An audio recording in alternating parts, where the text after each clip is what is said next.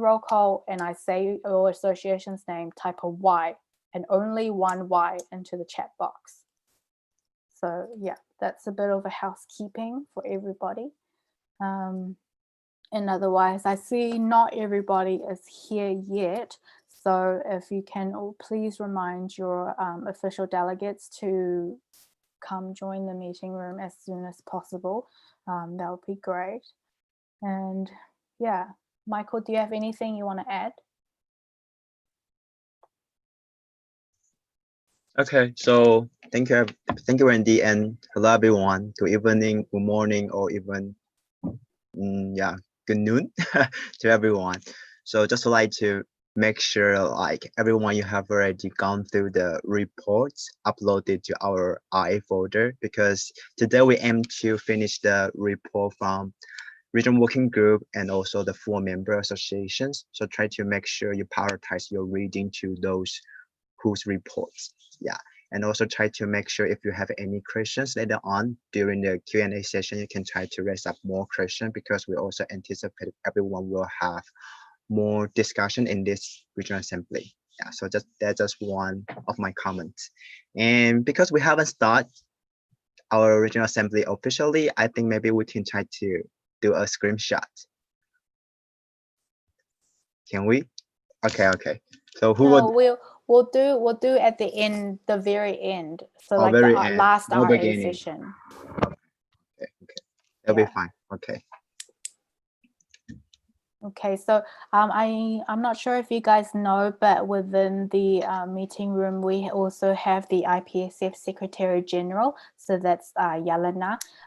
So guys, please welcome her. She'll be just spectating our regional assembly and providing any form of assistance if we need. So I don't know if Yelena, you want to give a small introduction to our APRO official delegates.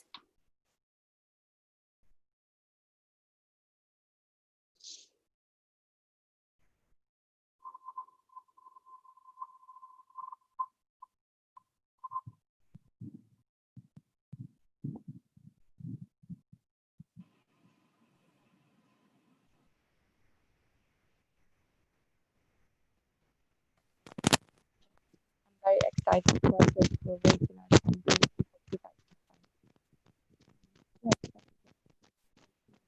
So sorry for my voice.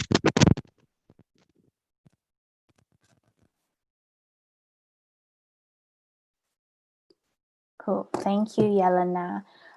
So I guess we'll be starting the regional assembly in 3 minutes. So I just want to remind you guys, so for roll call, you need to make sure that everybody's present before the start of roll call for your, especially for full members to actually have their vote, right? So it can't be that while I'm already listing out the associations, then you join the meeting room. That means your vote will not be eligible for the rest of the regional assembly, for this regional assembly until the next roll call. So that's just something to keep in mind for full members, especially. Yeah, so we'll just wait until we start.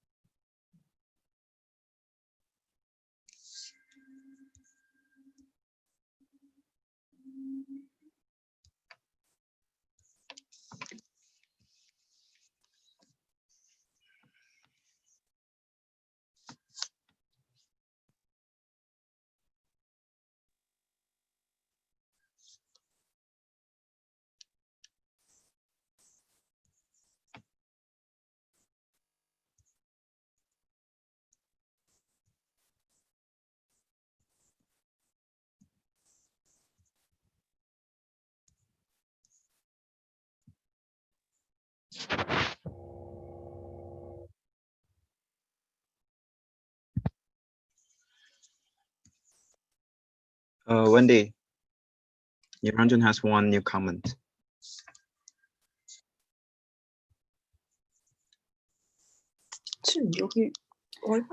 So to answer Niranjan's question, so only as long as there is at least one person present from each association, so at least one official delegate present before roll call, then it'll be fine. 한번 물어볼까? 좀 인터넷 잘 되는 방. 여기 안 된다. Okay, so just like to make sure everyone, please remember you need to mute your microphone during the whole RA sessions. Thank you.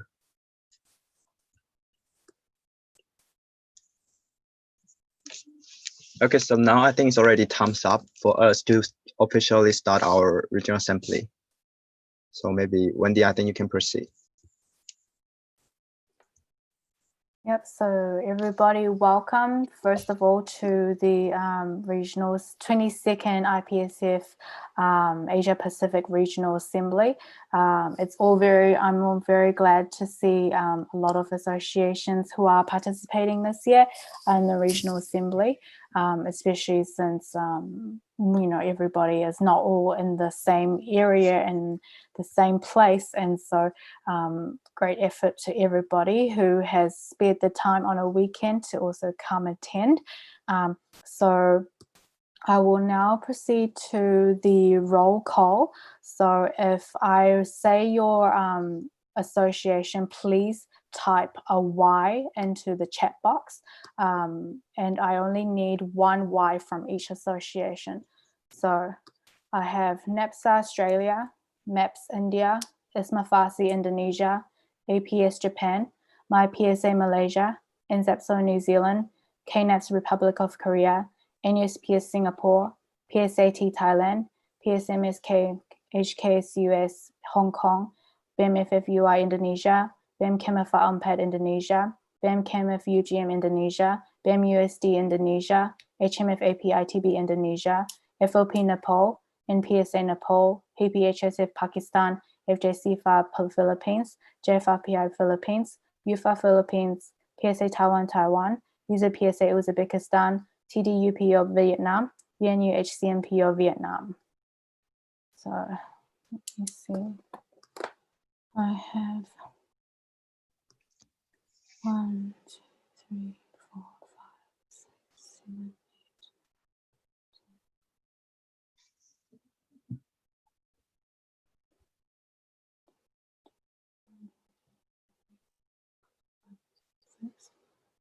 5 in total. So yep, so I've got all 9 full members present at the Regional Assembly. So we'll have 9 voting full members. And then so the majority vote will be 6 votes in total. And then I have also 16 MIAs present at the Regional Assembly. So, and then I will now also proceed to the first motion. So I have got. So, so for the first motion, this the 22nd IPSF Asia Pacific Regional Assembly appoints Mr. Tung Xuan Cai as chairperson of the 22nd IPSF Asia Pacific Regional Assembly. This motion shall not be reviewed once it has been achieved.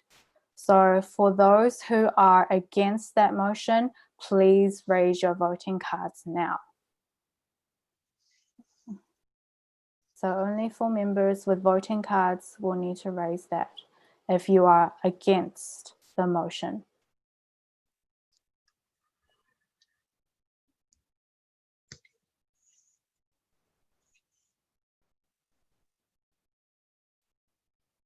Okay, I see nothing. So, and for those who are for the motion, please raise your voting cards.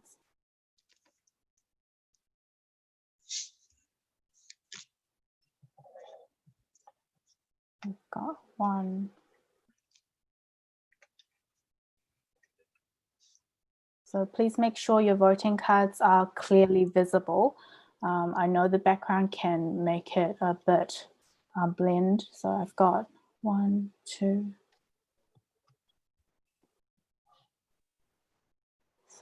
3. Okay, motion passed unanimously. So I will now pass the floor to Mr. Tung Shen Tsai. Okay, thank you, Wendy. Thank you, everyone, for the opportunity to me to be the chairperson of this 22nd IPSF Asia Pacific Regional Assembly to chair our decision body for this region. And I also very cherish this opportunity to lead the region this year as the chairperson of IPSF APRO as well. So before we proceed to the next agenda, I would like to send the request to the regional assembly from the regional working group, and also we received the best regard from Ms. Petra, the immediate past president of IPSF, and also we got a welcome greeting from the IPSF Executive Committee, and also the past chairperson of IPSF APRO, Ms. Kimi, Miem, Brian, and also Janet. So we got lots of the warmest regards from our alumni. So we feel very honored as well. Okay, and also welcome everyone to join the regional assembly, and also welcome all the observers watching from the live stream on YouTube. So may I have the next motion?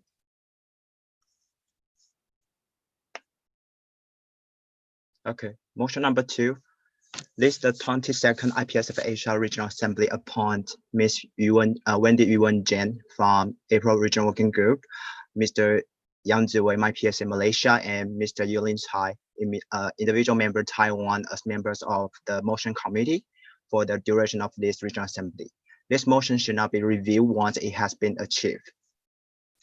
For those who against this motion, please show your voting card.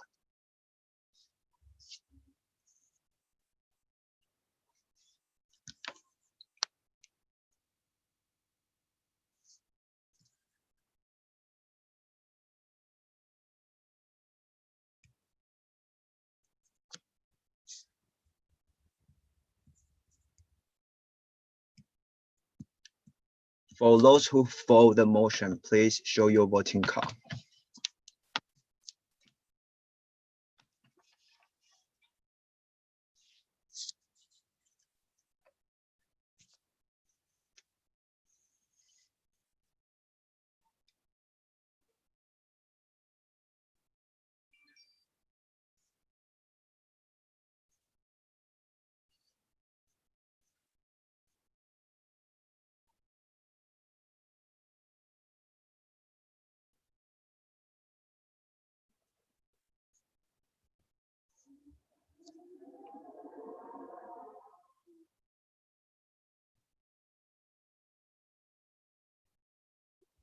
Can I have the number on parliamentary system?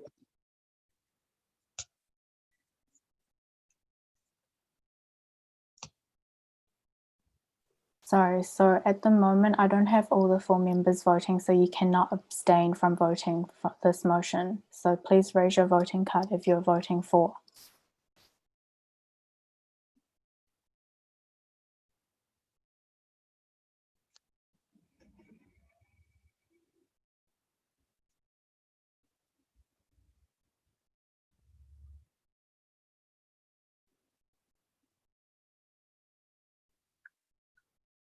Okay, so the motion passed unanimously.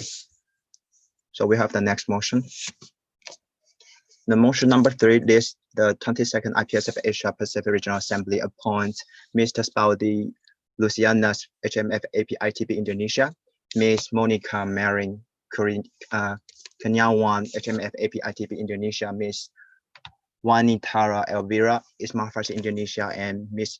Rachel Wang, my PSA Malaysia, as scrutineers for the duration of this regional assembly.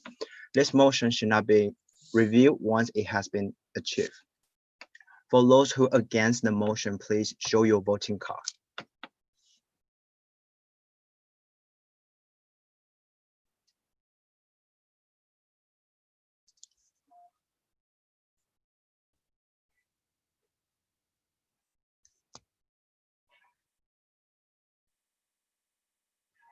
For those who are for the motion, please show your voting card.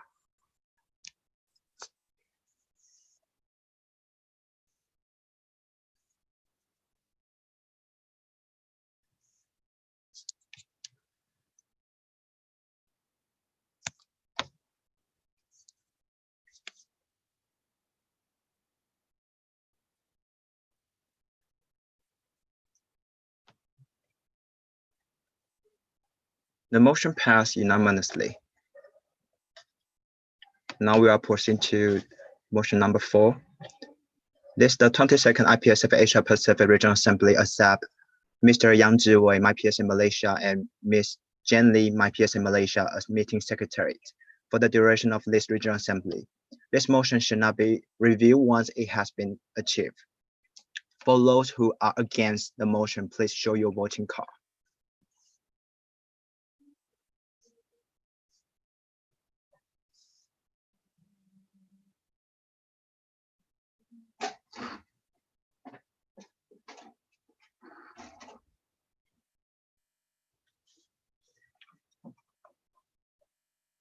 For those who are for the motion, please show your voting card.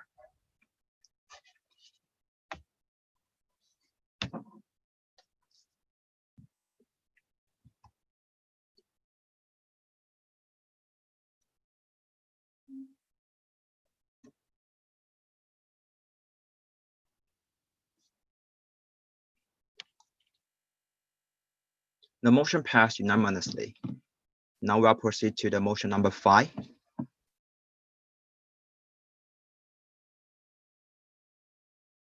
This, the 22nd IPSF Asia Pacific Regional Office accepts and adapts the agenda of this regional assembly. This motion should not be reviewed once it has been achieved. Now I would like to open the floor for discussion.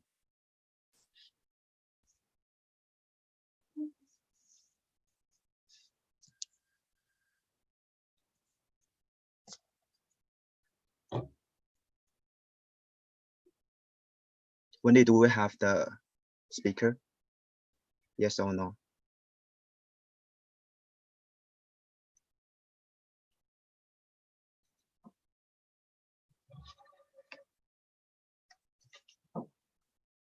No, we don't. Okay. Now I will close the floor for discussion and proceed to the voting. For those who are against the motion, please show your voting card.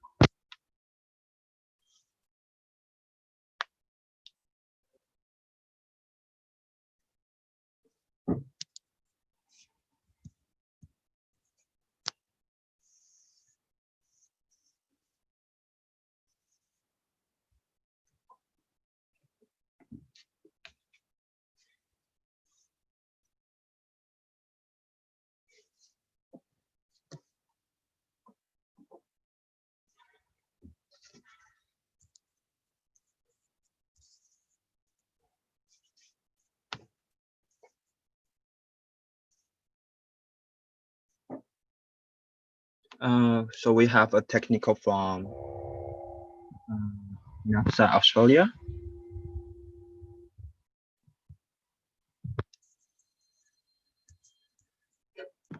I think it might be fixed now. You just went super quiet at the end of talking before, Mike, but you sound fine now, so don't worry.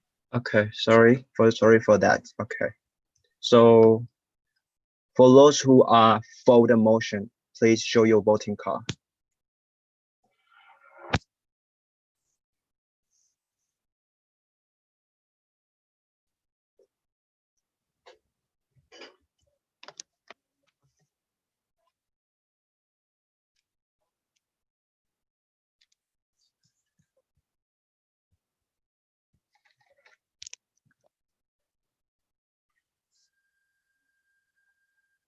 Okay, the motion passed unanimously. So now we'll proceed to the next motion. So motion number 6 lists the 22nd IPSF Asia Pacific Regional Office accept and adapt the minutes of the 21st Asia Pacific Regional Assembly. So as you know, when the IPSF Secretary has already circulated the minutes of the 21st Asia Pacific Regional Assembly prepared by the previous APRO Secretary, Mr. Daniel Waiting Lee. And we have already circulated the meeting minutes for any comments from the contact persons. So The motion passed unanimously. So now we'll proceed to the next motion. So I would like to open the floor for discussion.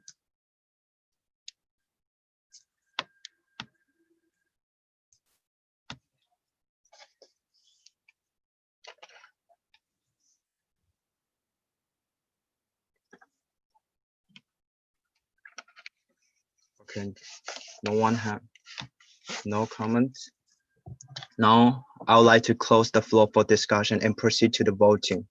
For those who are against the motion, please show your voting card.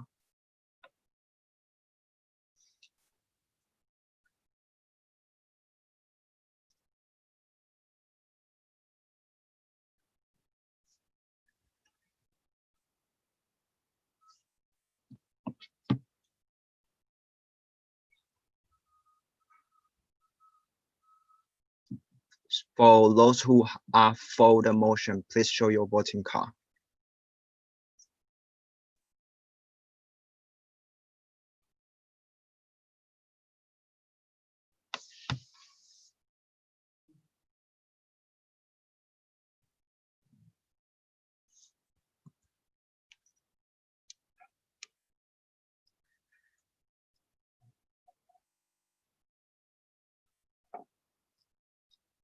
So the motion passed unanimously.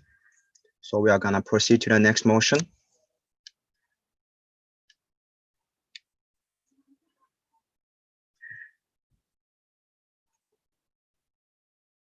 Okay, so before I proceed to this motion, I would like to pass the chair to Mr. Wendy, APRO Secretary, APRO RWG. Okay, so this, the 22nd IPSF Asia Pacific Regional Assembly accepts and adopts the annual report of the chairperson of the Asia Pacific Regional Office for 2019 to 2020. So now I'll give the floor to Michael to present his annual report. Okay. So Michael, you'll have 8 minutes to present. So when you reach 5 minutes, I will give you a warning in the chat box. And after 8 minutes has reached, then I will mute you. Okay. So I need a help from Flo to share my annual report. Okay, wait.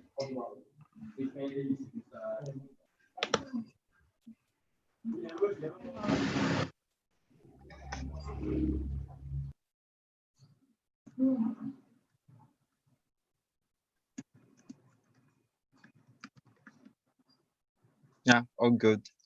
So before I proceed to present my annual report, I still like to say thank you for everyone, the contact person, the student change officer, and also all the member organizations in IPSF APRO for the support throughout the whole mandate. And also thank you for the opportunity from IPSF APRO to trust me to lead the regional office throughout the year. Although we are going through the year of pandemic, however, I'm still very confident to say that we raised lots of the engagement and also the involvement from our region this mandate through the help from my team, the regional working group. So I also like to thank all the support and also the efforts from my regional working group.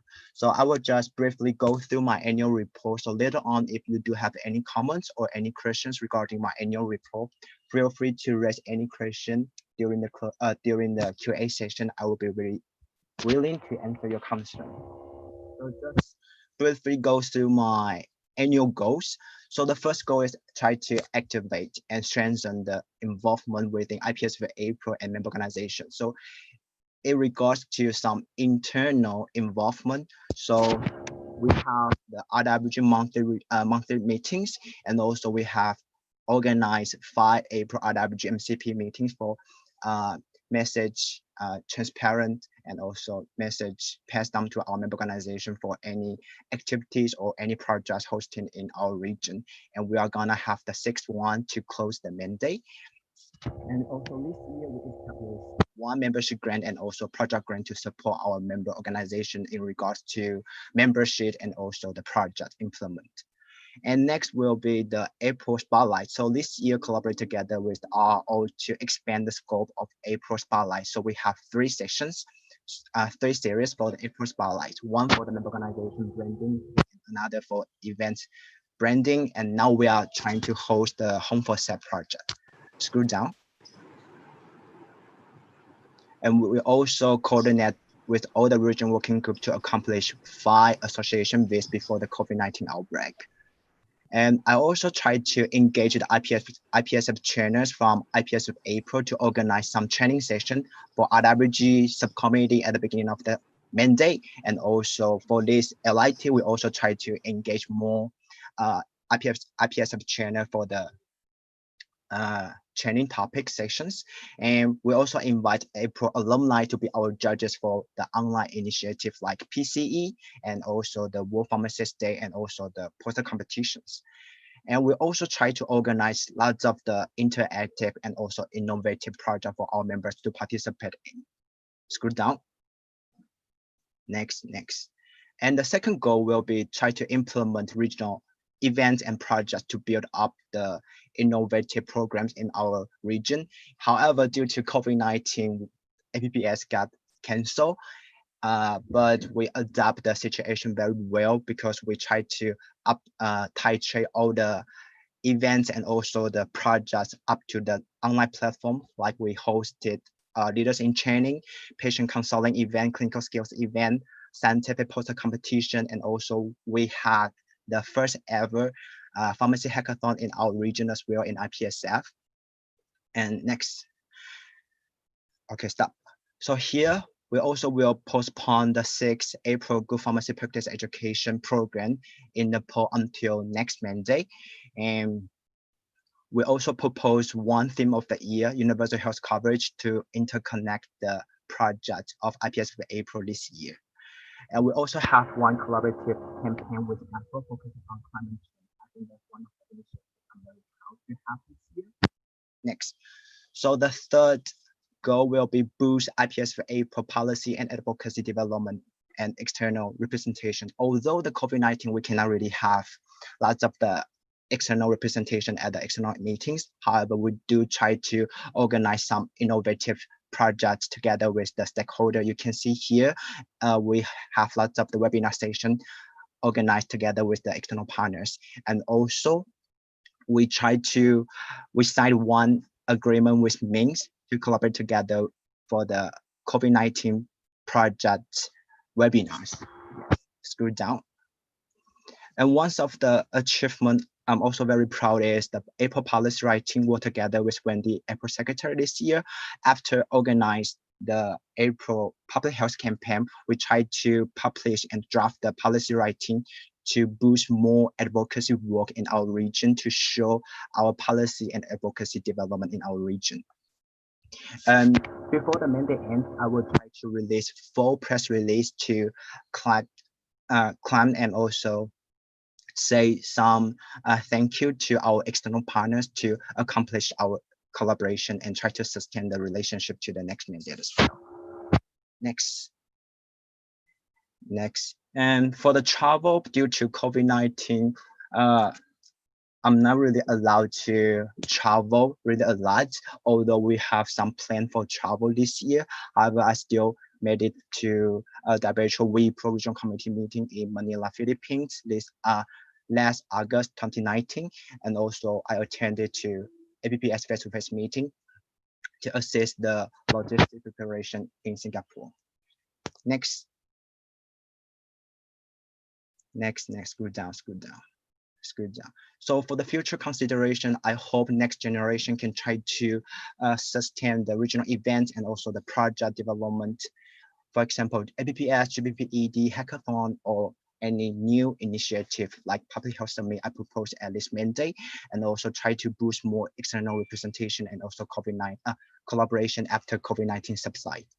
And the internal involvement will be also very important to engage and also strengthen the engagement with our member and also member organizations to organize more innovative projects and also try to sustain the project we have already done for this year. Screw down. So for the final remarks, I'm very thankful for everyone, your trust, and also for your engagement support from all the members, member organization to support the IPSF APRO this year. I'm also very proud for all the achievement we have already reached. And again, thanks for all my regional subcommittee, regional working group, and also IPSF ESCO colleagues to assist me throughout the year. I think that's all from me. Thank you. Okay, thank you, Michael, for your presentation. So I will now open the floor for discussion. So if you have any comments, please raise up your number and also whether it's a new comment or a direct comment.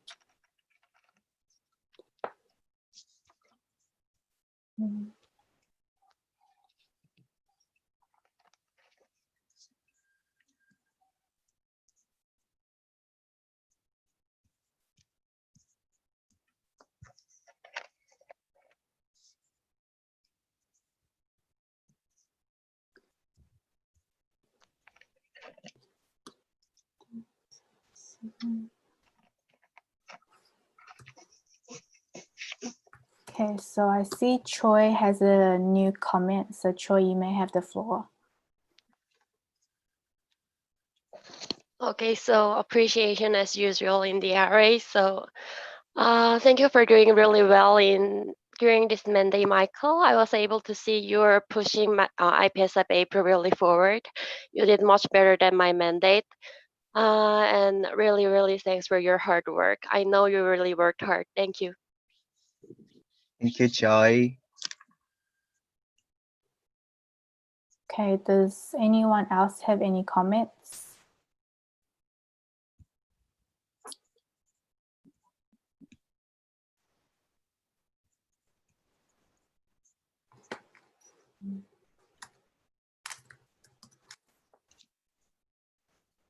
So I see Kishan has a direct comment, a new comment, so you may have a floor. Thank you, Wendy, and thank you, Michael, for your presentation. I think you have done an excellent job this mandate, and considering how we had to experience the horribleness of COVID-19 and the pandemic and how all our events and projects were affected by it, I think you and your team managed to handle the situation very well. And at the end of it, I feel you guys also managed to counter the effects of the pandemic to ensure that our projects and everything still go on very well. So kudos to you and to your team. Thank you so much for your work and service to APRO all this while. Yeah, that's all from me. Thank you. Thank you.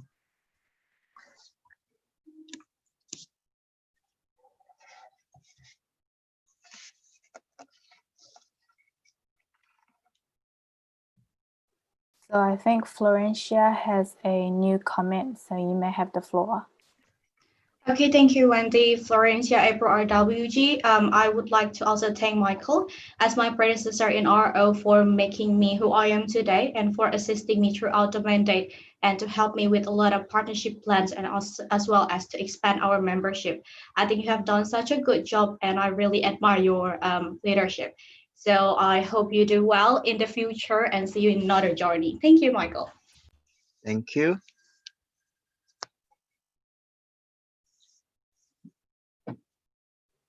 So I'll first pass the chair to Florencia.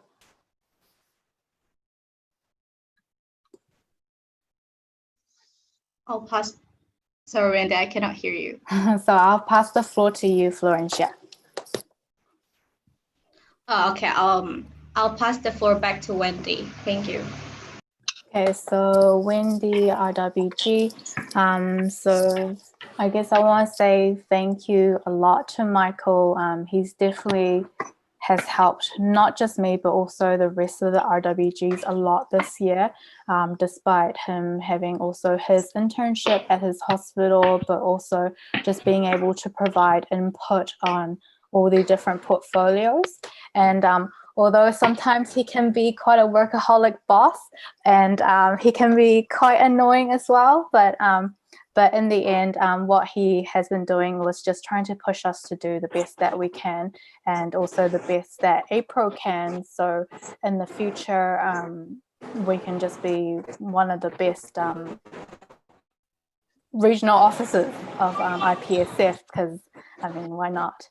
So yeah, thank you very much. And I know that a lot of times that you are also very busy with your own personal life and also your health as well. So we're all, I guess, if I'm not just speaking on just for myself, but I believe all the other RWGs are very grateful for everything that you've done. Okay, so Thank you.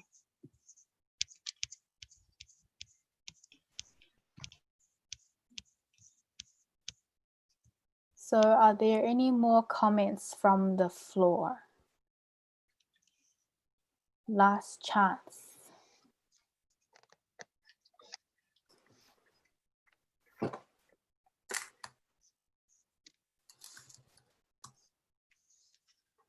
So I see Irene has a new comment. So Irene, you may have the floor.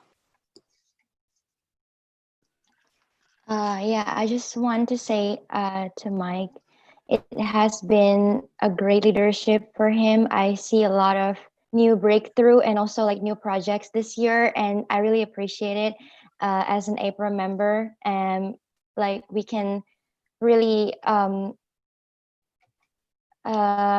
give our members the benefit that we should have given because of the new projects, especially the last one collaborating with the UNDP, and I really appreciate it to you and your team. So thank you. Thank you.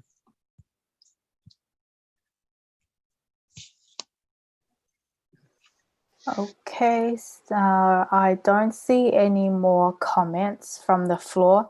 So I will now close the floor for discussion. Wendy. Yeah. There's one. There's one more. Oh, Sabita, hold on.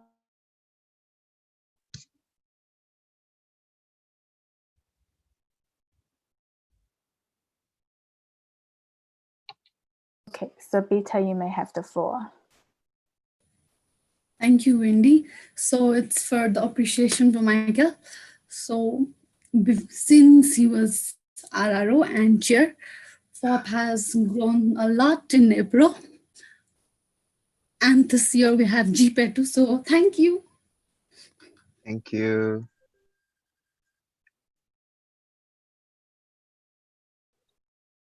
Okay, thank you. So if you guys have comments, please raise up your number, or also just make sure you also type, if you want to type in the comments box, please type in your number as well and say whether you have a new comment or a direct comment. So at the moment, I don't see any more new comments. And I will close the floor for discussion, and we will now proceed to voting. So for those who vote against the motion, please raise your voting cards now.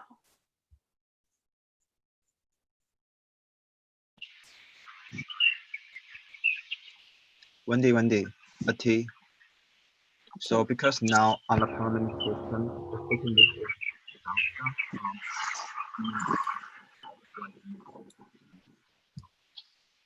Wait, Michael, I can't hear you. Drop. Okay. So I see nothing. And then for those who vote for, please raise your voting cards.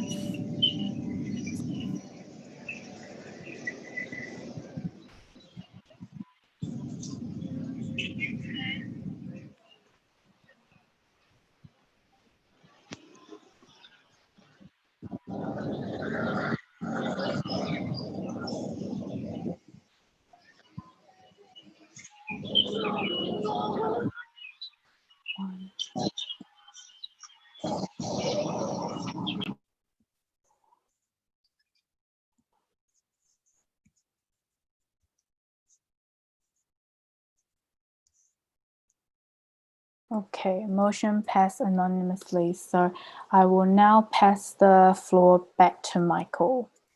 Okay, thank you, Wendy, and thank you for everyone. So now we'll proceed to the motion 7. This the 22nd IPSF Asia Pacific Regional Office accepts and adapts the annual report of the Secretary of the Asia Pacific Regional Office for 2019 to 20. So may I have Wendy to present her annual report? Thank you. Okay, thank you, Michael. So I'll need Florencia to share the screen again. So Wendy, you also have 8 minutes. Okay.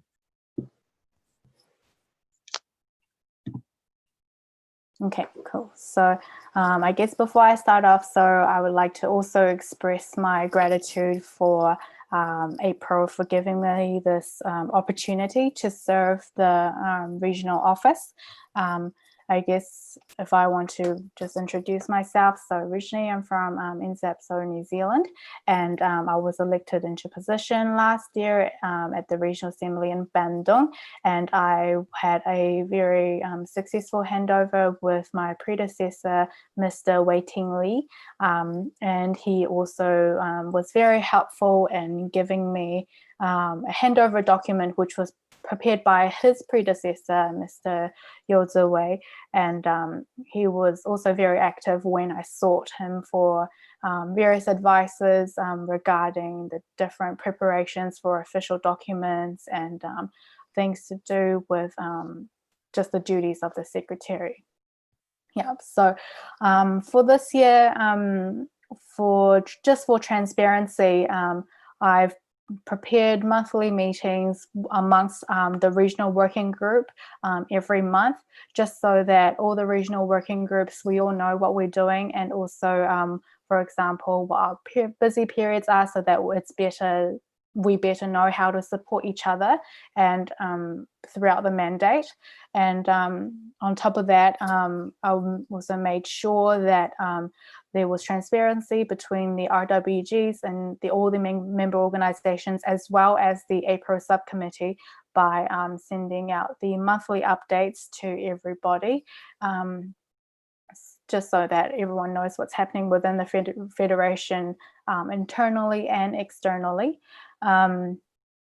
And so each of the monthly updates were basically prepared by the regional working group members themselves, and then they were proofread by me and reformatted before they were sent out. So one of the new things this year was that the APRO subcommittees, they also were asked to do quarterly updates. And so these were all collated with the help of my regional secretary subcommittees, so that they can also be sent out to member organizations for more transparency and clarity with the workings of the regional office. So for this year, we had, up to now, there is 10 regional working group meetings, and then there was also 5 regional working group meetings with the contact person meetings. So that's the meetings that were attended, main meetings that were attended this year. So the Regional Secretary Subcommittee was initiated by my predecessor last year. So this year, different to previous years. So I recruited 3 regional secretary subcommittees, and the difference is that each of them were assigned to the different regional working groups for a period of 4 months to help them assist their specific portfolios. So they acted like a mini secretary for them. So they did announcements, meetings, just to help ensure the smooth running of all the different portfolios. And they were also given training on how to write minutes and in a standardized way for the office. And then also they were also given training on how to write policy writings, which were initiated this year. And on top of that, just for more standardization and a bit more organization as well, I developed a new minutes template that was used across the whole regional office, just so that all the APRO subcommittees and also the contact persons can get used to and navigate through the meeting minutes just so that in case that if we do have a format every time, it may be a bit more confusing for the member organizations. So that was the purpose of developing that. And so I guess one of my duties as well, no, one of the things I initiated this year was also in developing guidelines. So for example, the Good Pharmacy Practice Education Guideline and also the APPS guidelines. So those are still being undergone at the moment. Yeah, so I'll keep scrolling down. So as I've mentioned before, the policy writing, so that's a new initiative for this year. So the reason I started on that was for the vision that it can help to provide like a documentation for future regional project officers when they're planning different health campaigns. So they'll be able to see what has been done in the past, its impact, and also plans on what we could do in the future, because I feel that sometimes maybe not all regional project officers, they know what RPOs and that were RPOs 2 years ago have done. And so just to prevent us from repeating the same type of things every year so that we can continue to develop as a region. And additional to that, that was also for the purpose of seeing that it can be as a supplement document for regional relations officers to present to potential partners and sponsors, so that they can have a background information on what exactly it is that IPSF APRO has been doing in relation to a specific topic, just to help aid the potential for any potential sponsors and things like that. So that's the reason why it was initiated. As for its impact at the moment, it's still unknown because it is just developed this year. But otherwise, the topics that have been done for now are diabetes, polio, etc. So you can, I won't go through the list, but you can see that for yourselves.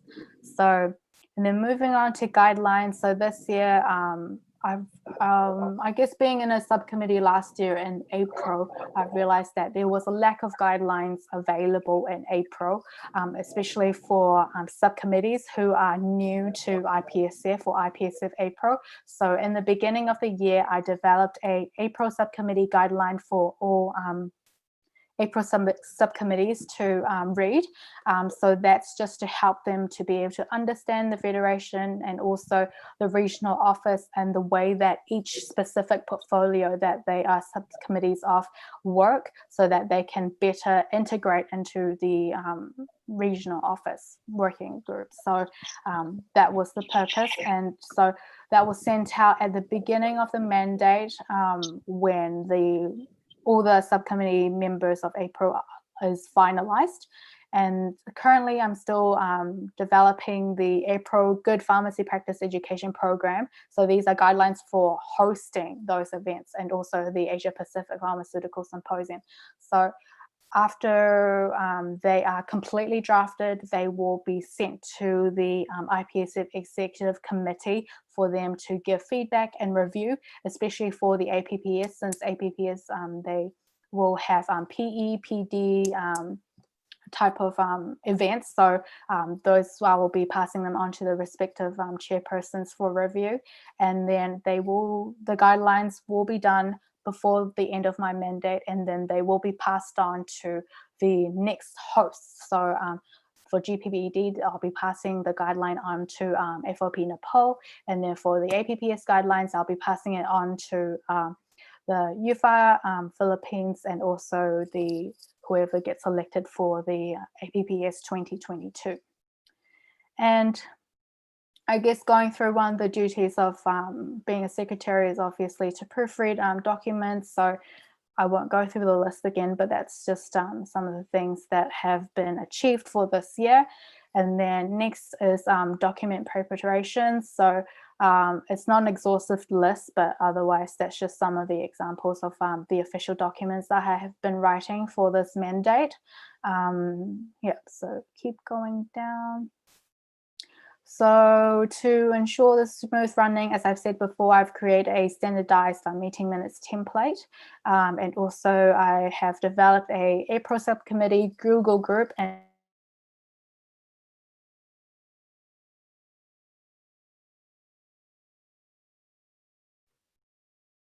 yeah, okay, so I think Mike accidentally muted me. So basically I also developed a calendar for APRO regional working groups so that amongst ourselves we know the busy periods, and so we could better support each other through the mandate.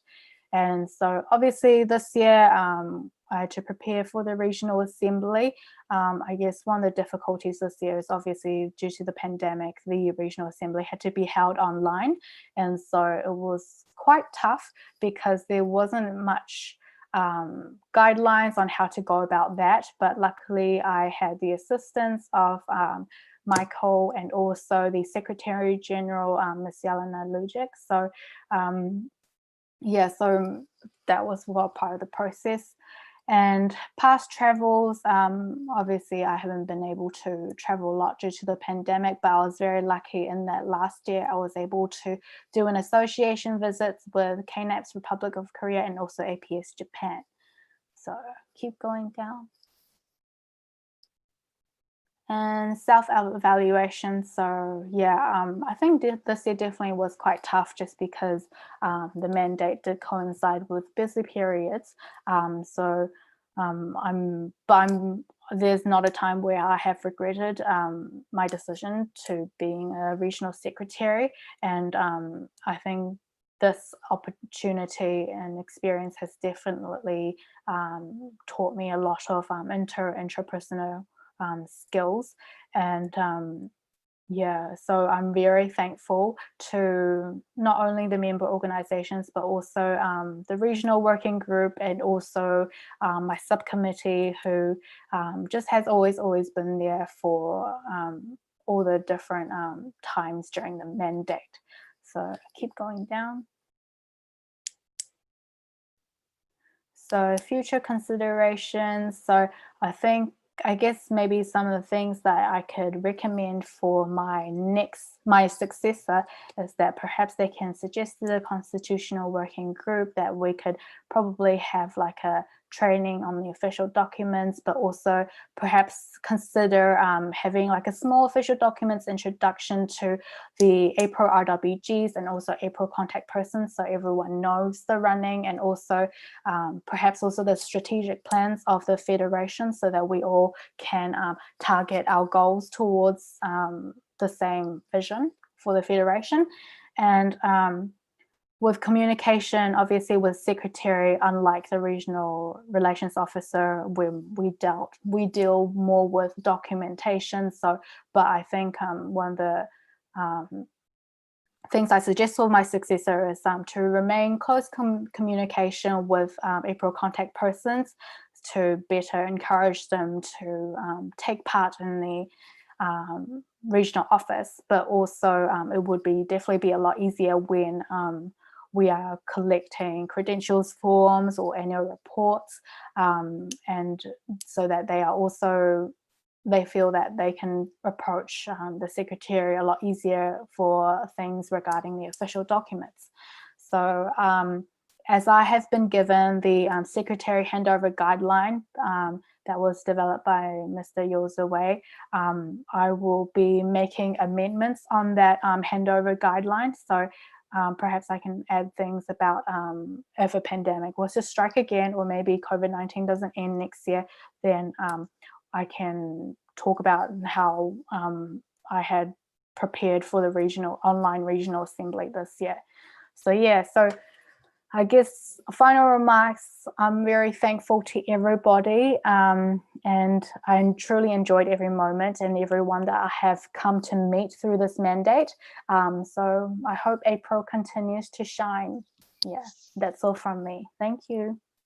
Okay, thank you, Wendy. So now I would like to open the floor for discussion.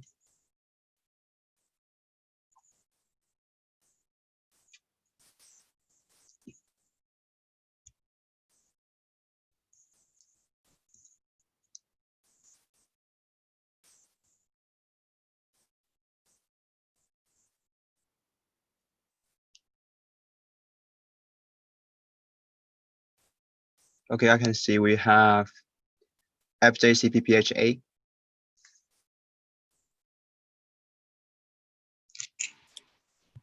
I'm Bill from. Hello everyone, I'm Nirmal Malik from PPHSF Pakistan. So Sorry. So it's FJCPPHA Philippines go first and followed by PPHSF Pakistan. Thank you. So I'm Bill from FJCPPHA Philippines, and I want to commend Wendy for a job well done as the regional secretary. So she has all the qualities of a great secretary and leader.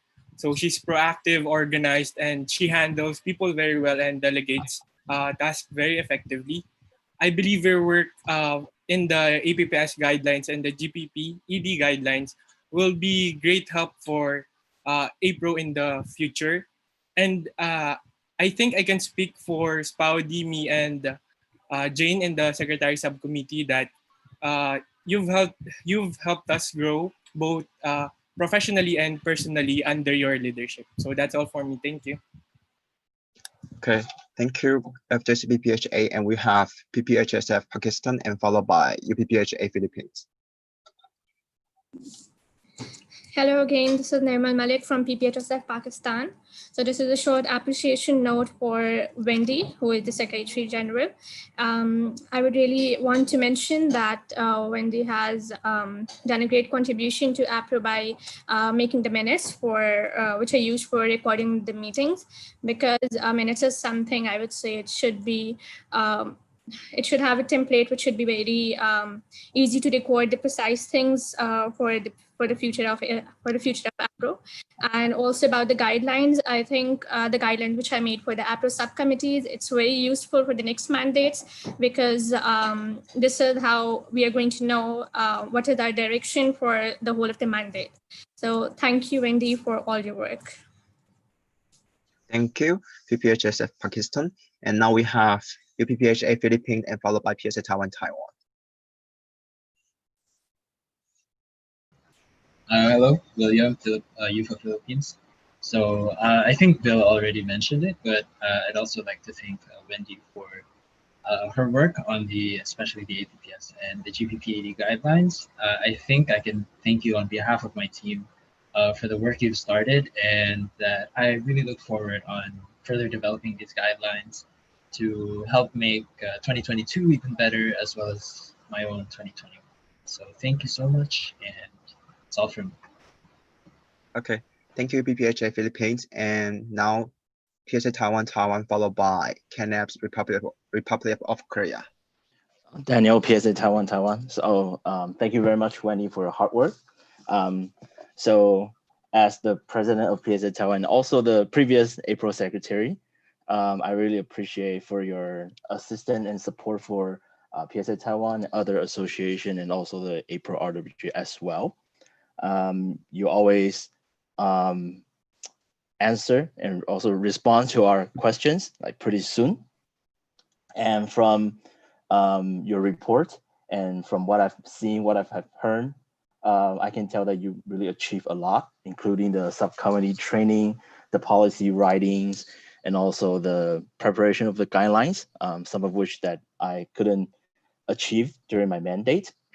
And as you have mentioned, this year, due to the pandemic, we have to make the RA online, so which is really also challenging, but I think you really handled it quite well and prepared a lot for it. Well done. Thank you. Thank you, PSA Taiwan. And now we have CANAP Republic of Korea, followed by Regional Working Group. So I would like to, Christy Kane of Korea. I would like to thank Wendy for her great inputs, and all the subcoms who have supported CPs and APRO for everything.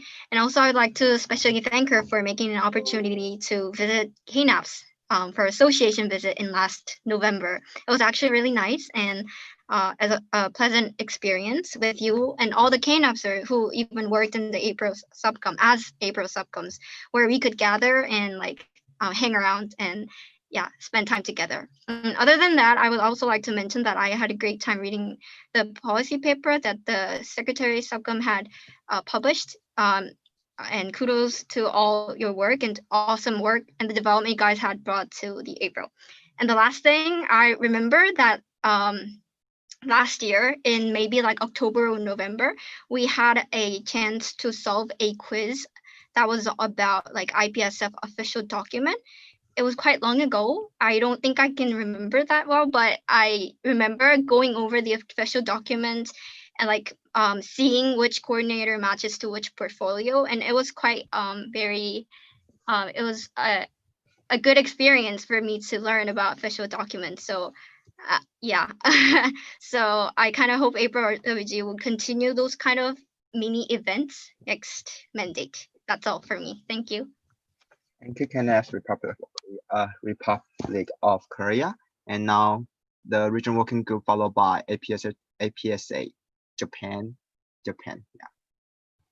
Thank you, Florencia, April, RWGRO. I would like to thank Wendy, one of my sisters in RWG, for assisting me and helping me to proofread all of the documents I have already made for entire partnership plan and also the strategy to advance our partnership. So I think like Wendy has made secretary roles very outshined at its best. At the same time, it also creates an opportunity for people to see what kinds of good secretary in the future we can try to also to follow up further. And I think it will be very useful for anyone to also sustain and even improve what Wendy has done. Wendy, you've done such a good job, and I know you have not been sleeping lately, so don't forget to sleep after RA. Thank you. Thank you, regional working group. And now we have APS Japan, followed by FOP Nepal. Hi, I'm Debbie, your APS Japan. Thank you for your overview. Great job during this mandate, Wendy. Especially, I appreciate you to listen my program in APS Japan and give your suggestion. I haven't had any competition, but I was able to take in more opinion from many members and try them and change into the system that show the result for everyone. So I've never forget that you come to Japan and listen to me. Thank you. Thank you, APS Japan. And now we have FOP Nepal, followed by MPSA Nepal. Thank you. And sorry that I was a bit emotional while appreciation time of Michael. And FOP is glad to have help from Wendy too. And thank you for having GPED guidelines. And thank you for all your work and hard work that you have put on to make APRO a better. Thank you. Thank you, FOP Nepal. And now we have MPSA Nepal. Thank you. It's Ms. Sagar Podil from NPSA Nepal, and I want to thank Wendy about her communication with contact persons that has helped me really well. As a new contact person, many things goes out of my mind while doing the event and while registering for event. And thank you, Wendy. Thank you for getting in contact, and thank you for letting me remind everything, reminding me of what to do. And I really want to thank for our guidelines. Thank for all SOPCOM. Thanks, APRO. Thanks, IPSF. Thank you. Thank you, MPSA Nepal. So now I just would like to make sure if there's any comments from the speaking list.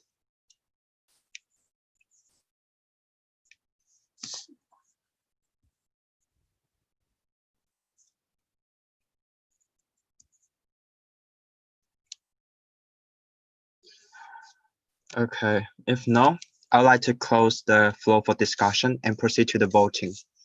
For those who are against the motion, please show your voting card.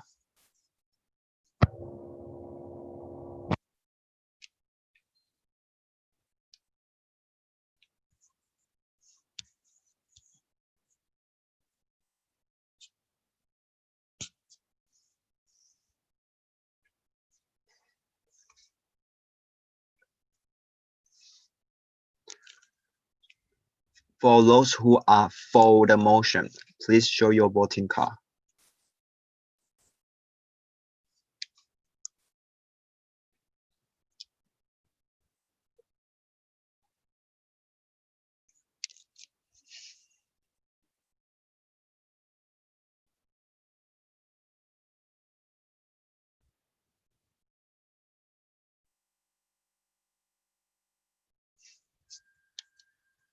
Okay, thank you. So the motion passed unanimously.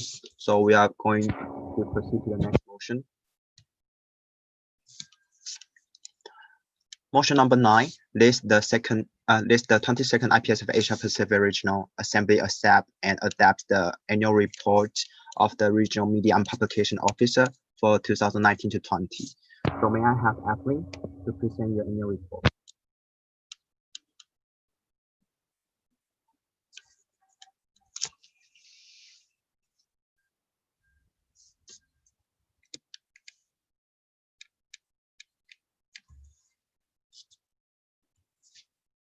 So Evelyn, you will have 8 minutes to present, and when 5 minutes, we will try to remind you in the chat box, and I will try to mute you if 8 minutes reach. So if 8 minutes reach, you cannot really talk anymore. So if anyone would like to, or if you like to talk more, we need to have one member association to propose a motion. Yeah, to extend maybe 1 or 2 minutes for you to present and finish your report. Okay. The time, keep it ready. Can you hear me? Yes. Okay.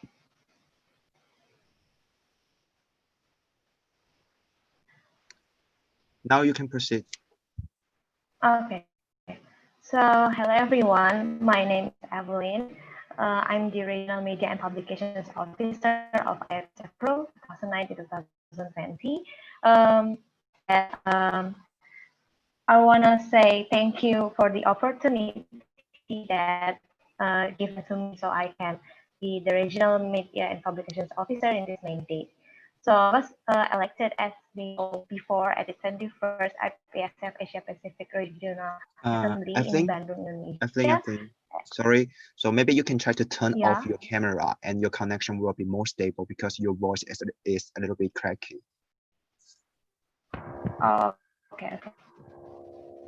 You can turn off your video and I think. How about now? Can you? Hello, Michael. Can you speak again? Try to speak again. Hello. Yes, yes. How about now? Yes, good. Yes. You can hear? Yes. Okay, sorry for the technical problem. Okay, back then. I was very grateful that I have Tada as my predecessor because Tada is very helpful and make sure that I fully understand the job scope, and he also gave me a lot of advice throughout the mandate. In this mandate, I also want to thankful for the Regional Media and Publications Subcommittee because without them, I cannot work. I actually cannot work alone. So with them, we can pass through this mandate together. So thank you for the editor and translation subcommittee, social media subcommittee, design subcommittee, and go to the tasks that are completed in this mandate, starting from project and campaign materials from in collaboration with regional projects officer. You can see the details of the projects there. And then in this mandate, we conduct a new video competition under our MPO, which is APRO NTB Video. We got 6 submissions from the member organizations, and we reached a total of 1,120 likes from all submitted videos on YouTube. Next, for the APRO Benny video. This is the initiative from RMPO and RRO to make APRO Benny video at the beginning of the mandate. So CPs can use the APRO Benny video to promote IPSF APRO and IPSF in their association. So we provide 7 languages to the cities. So the member can understand the video clearly. And then for the APRO Corner videos, this is the collaboration between RMPO and RRO. We also translate it into 7 languages, which you can see at the APRO YouTube channel. We have 7 episodes so far: 0, Pro, and RUPG, and RWG edition. Also for the APRO Spotlight, we actually have 3 member organizations branding, influence branding, and also the one that's still ongoing right now is Home for Step. For the member organizations branding, we have part 1 and part 2, which engage 28 member organizations. And for the events branding, we have 15 member organizations participated. For IPS promotion, sadly, because of the pandemic, we cannot conduct IPS this year, but we have already made some promotion. You can see details of the promotions attached there. Also, for the policy writing, this is the new initiative from Secretary this year. So we have published the policy writing, and the design can be accessed in the document. For the merchandise, we plan to have a pre-order system this mandate, and we're still working on the catalog now.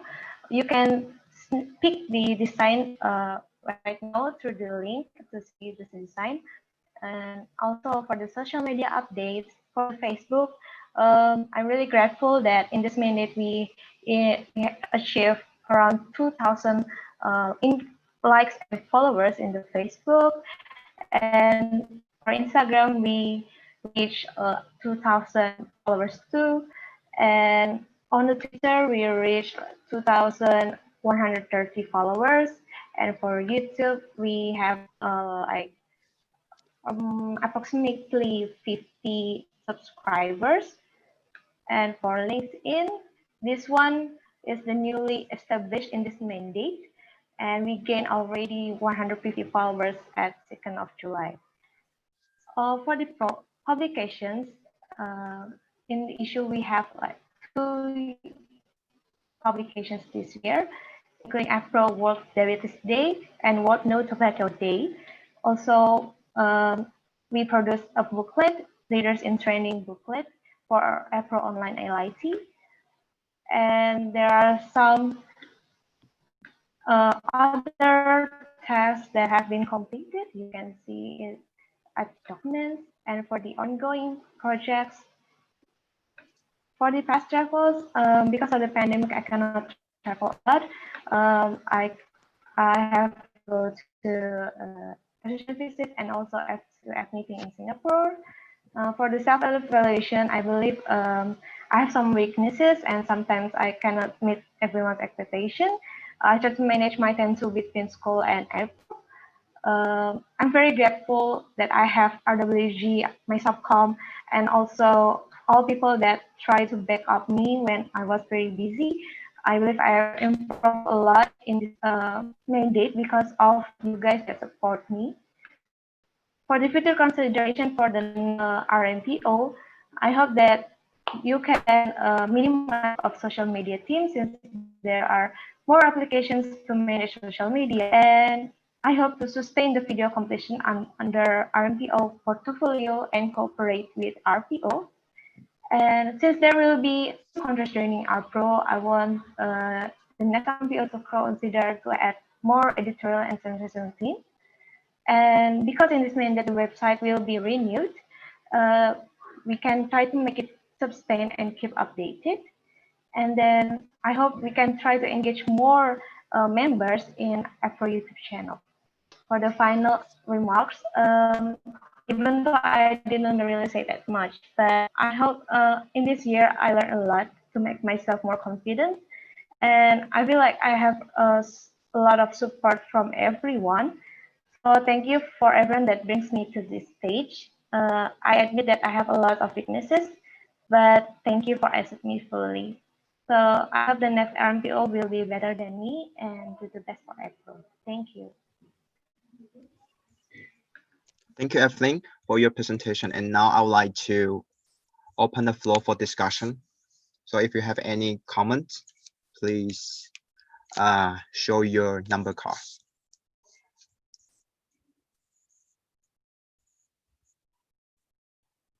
Okay, so now we have regional working group. Hi, it's Flo, IPRO RWGRO. Hi, Evelyn. I think I really need to appreciate each of my RWG, especially you, because your team has helped me a lot.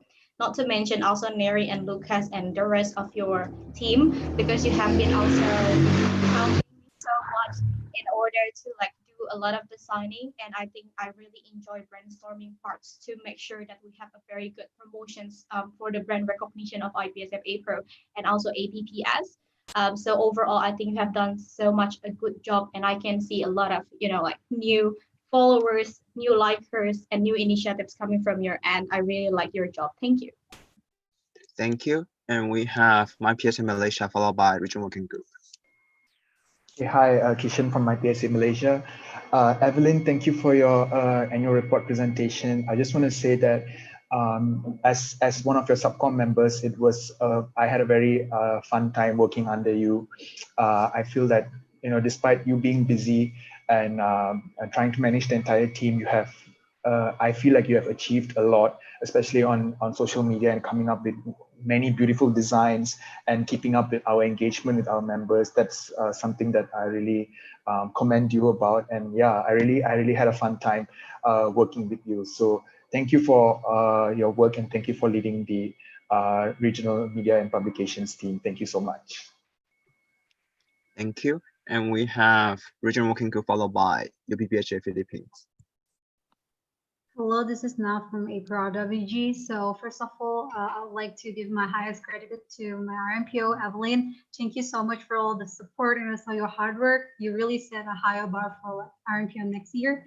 And I know that you've been busy, but you still managed to cover all of the work from either Michael, Flo, and all of Wendy, and also even me. And some of them is really like last minute, so it's really a fast game for you. So I really appreciate that, and I know that without you, we're like nothing. So thank you, Evelyn. Good job. Thank you.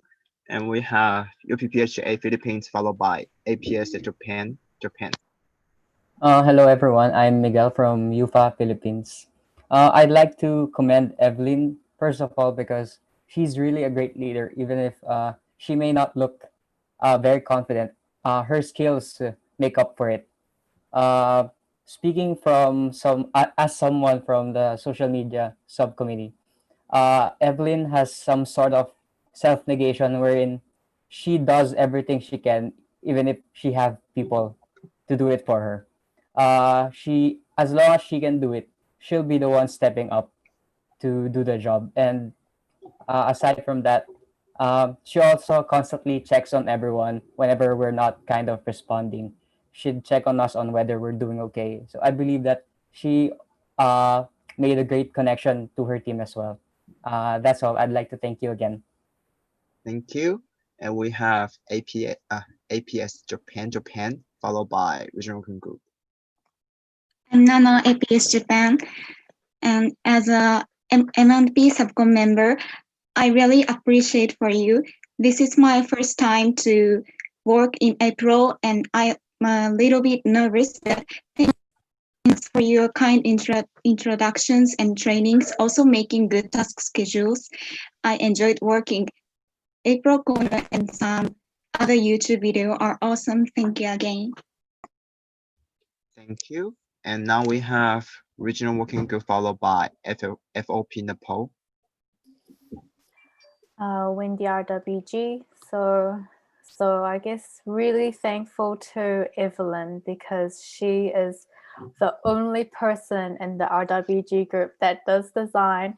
And so every time that we have even something very small, we go to her. And like Nafila said, sometimes a lot of times it was last minute. And so she has to design things within a day.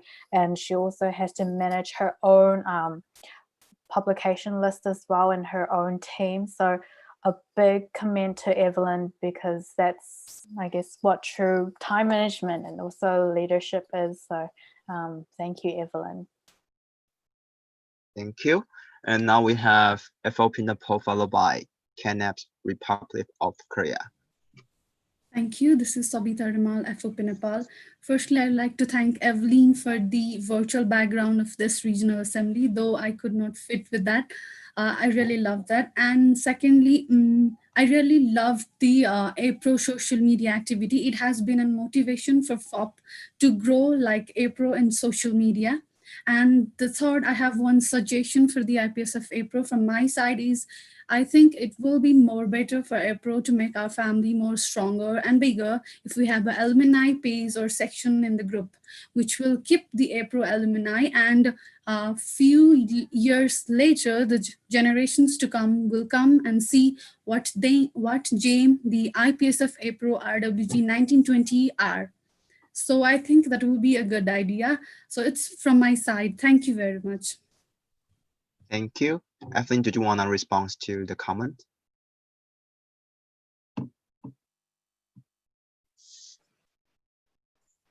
Okay.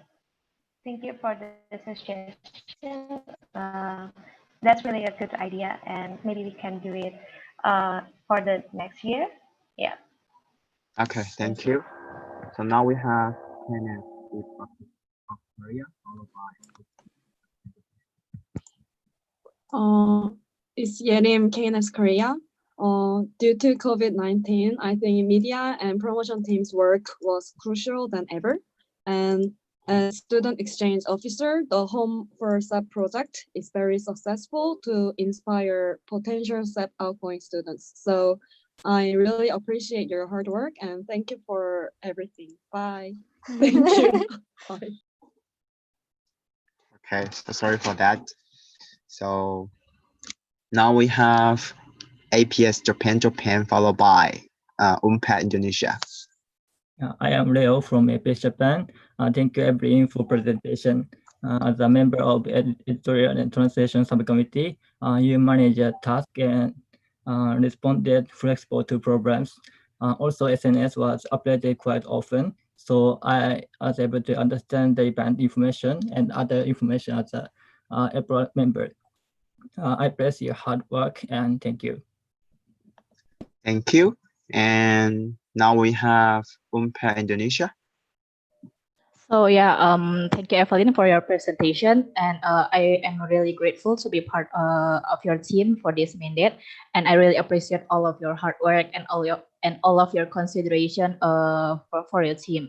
I really like working under you, and I hope you can cross path again in the future. Thank you. Thank you. And I would like to make sure if the regional assembly still have any comments for this motion.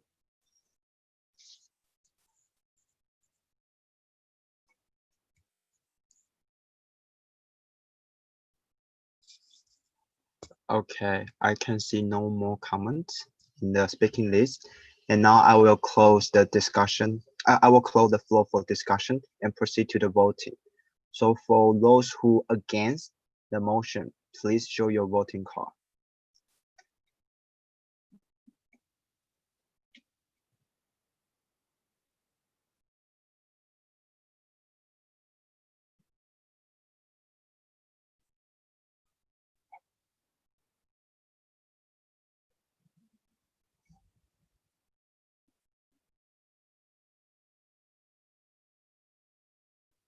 So for those who are for the motion, please show your voting card.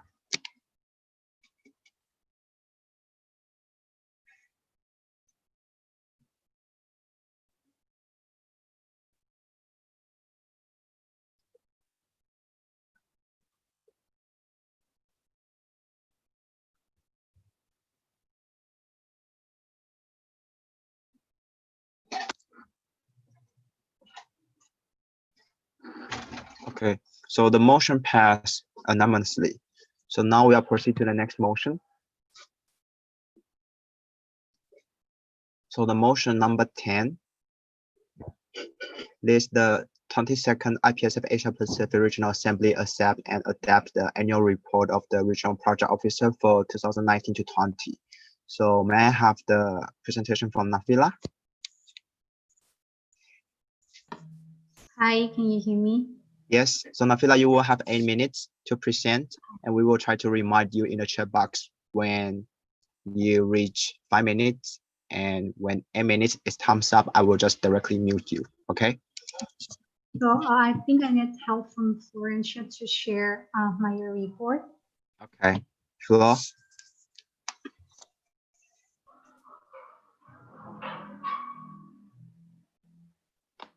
Okay, great. Thank you. So good afternoon, everyone, and also good evening for some of you. My name is Nafila, the current APRO Regional Projects Officer of 2019-2020 mandate. I'm from HMF APIGB Indonesia, and I was elected last year in Bandung, and I had a handover from my predecessor, Ashley, who did very amazing work last year as RPO. And in this opportunity, I'd like to present my annual report as the RPO for this mandate. And first of all, as you guys might be aware of, we broke up universal health coverage as our theme of the year. And we tried to emphasize that topic through several activities based on PH, PD, and P portfolio. And I will go one by one. So first of all, it's public health portfolio, or PH. It covers projects and initiatives that represent PH topic related to Asia Pacific region with several variety of approaches.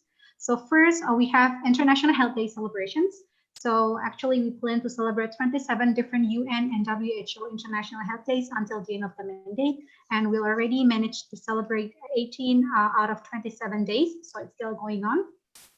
Second, we have Animal Medicine Campaign, and it aimed to point out the role of pharmacists in animal health care. And third, we have World Antibiotic Awareness Week, and it's one of the projects with the highest number of outreach on social media, focusing on urgency of AMR issues. And fourth, we have International Volunteer Day as the appreciations for APRO subcommittees for their work as volunteer in IPSF APRO. Fifth, we have Fight to Fix campaign. It's a project to increase the awareness of the critical issues of fake medicines and to promote the Fight to Fix movement among Asia Pacific region pharmacy students. Sixth, we have UHC Day campaign to provide members with materials about UHC is our theme of the year. So it's kind of introductions for IPSF APRO members to our theme of the year. Seventh, we have APRO Regional Projects Fight NCDs. So it consists of 4 episodes of campaign about 4 deadliest NCDs in Asia Pacific region. And also we conducted Let's Walk Off competitions. And we're very grateful for all of the support because we received a total of more than 500 submissions from our members. And scroll down, please. Okay, thank you. So 8, we have a World Cancer Day Photo Submissions Initiative. It's to symbolize our awareness through cancer. So yeah, we created a photo of human ribbon shape. And then we have the APRO X APRO Climate Change Projects. It's a collaboration with IPSF APRO to point out the emerging impact of climate change in both regions and to expand member perspective regarding this topic. And 10th, we have APPS Team Campaign as a platform to understand deeper regarding the sub-team of APPS and also to provide discussion platform for the members to talk about how future pharmacists could tackle this issue. Next, we have one collaboration campaign for COVID-19 awareness with IPSF PH. And we pointed out regarding the COVID-19 medications and development and also the policy, and we received numbers of positive feedbacks for this project. So we're really grateful for that. And next, we have Tobacco Alert campaign. And we managed to do this campaign through a short videos and publishing smoking cessation guideline. And we hope that it could help not only pharmacy or healthcare students, but also help the general audience. The most recent campaign we had is the World Blood Donor Day in collaboration with IFRC. So we publish encouragement videos from IFRC and also do some material sharing, official material from IFRC. And can you help me to scroll down? Okay, so last, we still have one more project for PH, which is the Alcohol Abuse Alert online course in collaboration with Movendi International to raise the awareness about alcohol harm among youth. So please look forward to it. So yeah, that's all for the public health. So next portfolio is PD, or professional development. So this portfolio basically covers several activities to drill your pharmaceutical skills and self-development as our preparations for being a future pharmacist. So first, we have APRO IPC project. So we focus on the topic of role of pharmacists and other healthcare professionals, like how they collaborate in response of COVID-19 through social media campaign and also mini quiz, Save the Patient. So perhaps some of you already played that game. And then we try to level up the IPC project by conducting the IPC webinar in collaboration with MIMS and invite 5 healthcare professionals. to share the experience. And we are grateful that we received massive numbers of participants, and it's probably the project with biggest outreach during the mandate. And third, we just recently done the first ever online LIT and facilitated 28 participants. And in the end, we managed to do the final presentations in open sessions to allow other APRO members to know more about this year's LIT projects. So yeah, kudos to all of the LITers, if there's any one of you here. We still have one more project for PD, which is the World Pharmacist Day in September. We plan to point out a variety of pharmacy care fields and publish the result of curriculum sharing survey, and it will be explained later on PE portfolio. Third, that's all for the PE. So next one is the, PD. So next one is the PE portfolio. So this portfolio covers the project to emphasize the importance of PE as well as increase members' interest in PE project, because this portfolio considered as one of the most challenging one among all. So first, we have the call for article submissions to raise the interest of APRO members in article writing, as well as commemorating World Diabetes Day. And second, we have GPP webinar in collaboration with FIP. Yeah, because GPP is one of the essential knowledge for future pharmacists. Third, we have online poster comic competitions to provide members with platform that utilize creativity in designing and also highlight the urgency of immunizations. And last, we have CRP, and we managed to facilitate it 15 out of 18 members countries, and we're really grateful for all of the support from member associations. And actually, we still have 2 more ongoing projects in PE, which are the curriculum sharing survey that will be published soon, and the counter research project booklet and also award. Next, we have APRO online competitions. So as you guys know that due to this pandemic, we need to shift all the competition online. So we managed to invite Mr. Eric So to be the speaker on both online pre-CSE and PCE, and we managed to conduct the online PC and CSE on online platform. And lastly, we're looking forward to host our last online competition by the end of July, which is the scientific poster competition. And next, I'm so excited to bring you the APRO Focus project of this year in collaboration with UNDP. So I encourage all of you to join and enjoy the experience, and more details I will share soon on APRO Focus project report. So yeah, look forward to it. Last but not least, I'm honored for the opportunity to be able to work with my APRO subcommittee, the brightest people in APRO who really helped me a lot through this mandate. So my coordinators, Desmond, Cherry, and Stephanie, and also all of my subcommittees, Eunice, Nicole, Angie, Leah, Daniel, Amira, Jemron, Salvador, William, Chanyang, and Shaucha, if there is any one of you here. So thank you so much. And for travel, I officially haven't got much change to travel this year due to this pandemic and also because of the work and studies. And lastly, my final remarks. I have realized that I'm far from perfect and may not meet your expectations as a good RPO, but I just want you to know that I always made sure that I gave up my best for this region as an RPO throughout this mandate. And I know that we experienced numbers of unexpected changes, but it's not a reason for us to back off. I'm proud and honored to serve these federations with all of you, and will surely treasure this experience. Thank you so much for everyone, our WGs, CPs, subcommittees, APRO members, and all of you who helped through this, and I'm very grateful for that. And as I mentioned on my annual report, I apologize for any hardships I may cause to any of you, and I also welcome for any feedback, so just hit me up. Also, I'm looking forward to supporting my future successors to make APRO fly higher and shine brighter. I guess that's all, so thank you very much. Good afternoon. Thank you, Nafila. So now I would like to open the floor for discussion. So anyone would like to give any comments or any question, please put your number card.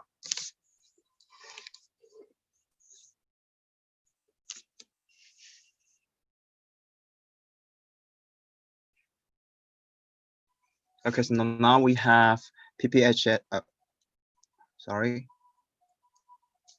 Can I have parliamentary system ready? Okay, so now we have PPHSF Pakistan.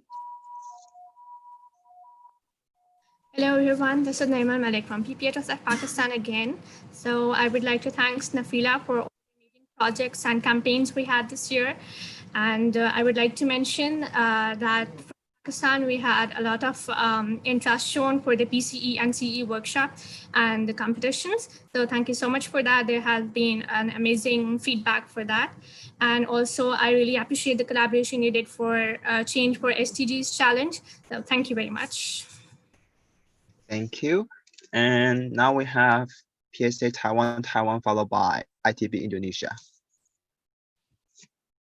Okay, hi, this is Cherry PSA Taiwan. So I would like to thank Nafila for all of her hard work. I know it's very difficult working under Michael. He, as Odi has said, is a very workaholic leader to work underneath.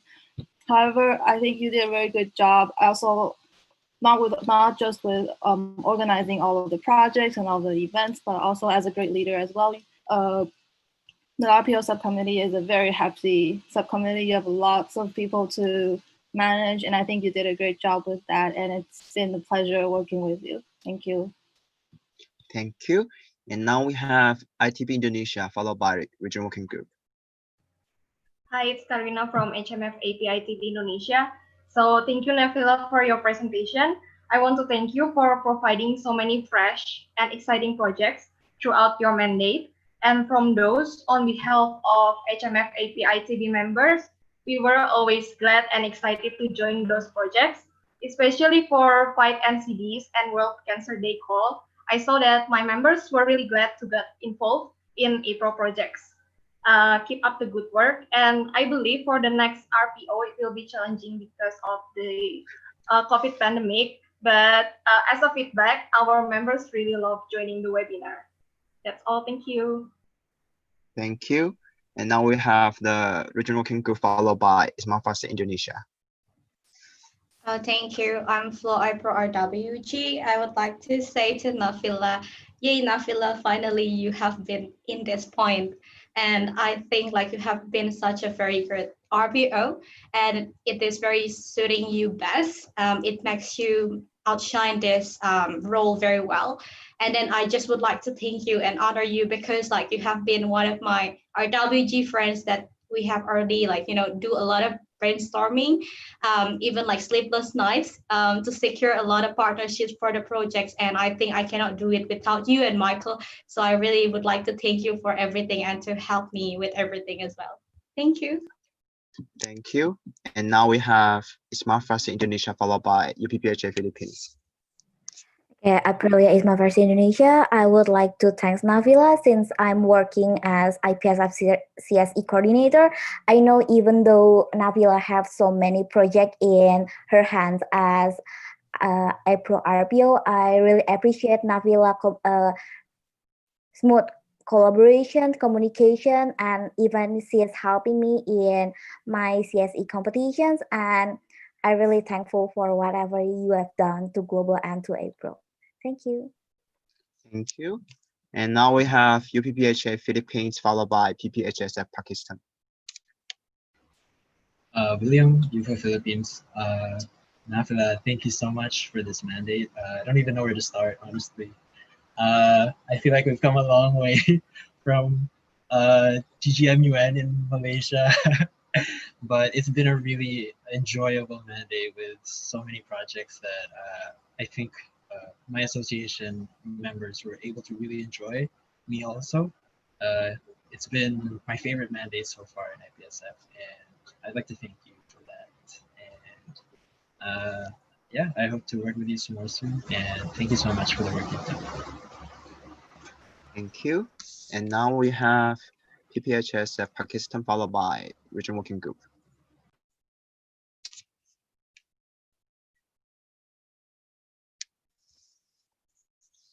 Sidra. So don't forget to I'm okay. Sidra from PPHSF Pakistan. Nafila, you did great as a regional project officer as we got a chance to learn and actively participated. As I participated in patient counseling event and I learned patient counseling skills. Thank you. Thank you. And now we have Regional Working Group, followed by PPHSF Pakistan.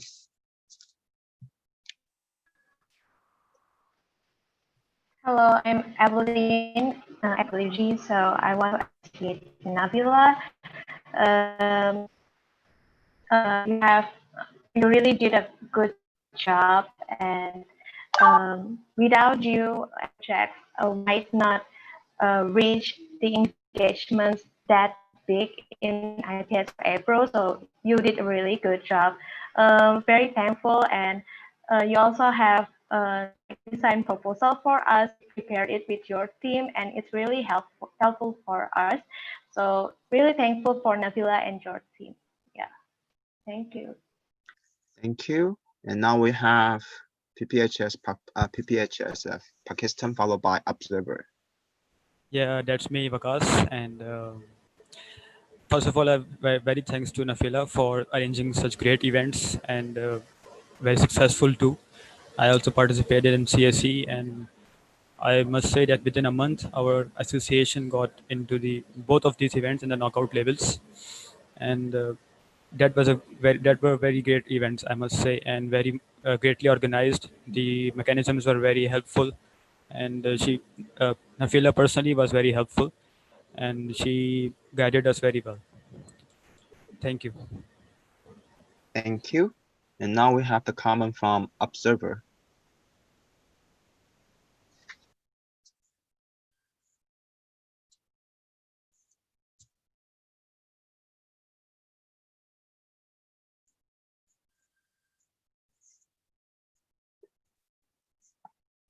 CC, I think your microphone is mute. Oh, sorry. Okay. So since using observers, so Nafila, I have seen you done a lot of great jobs during your main dates, especially a lot of projects, PD or PH, etc. So like, please be confident on yourself, and I know you learned a lot this year. So I hope that you have great futures in the future. Thank you so much. Thank you. And now we have another comment from another observer. DK Observer, thank you, Nafila, for the great work done for these projects.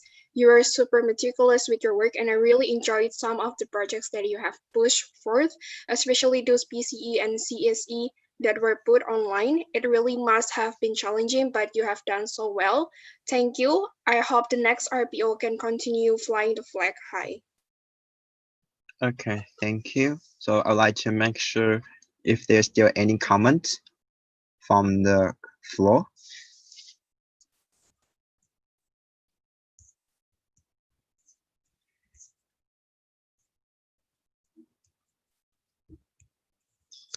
Okay, I think no more comments. So I would like to close the floor for discussion and proceed to the voting.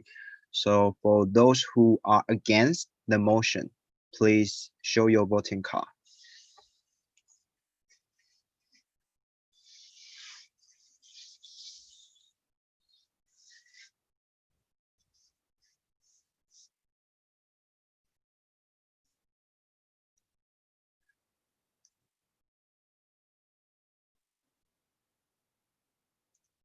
For those who are for the motion, please show your voting card.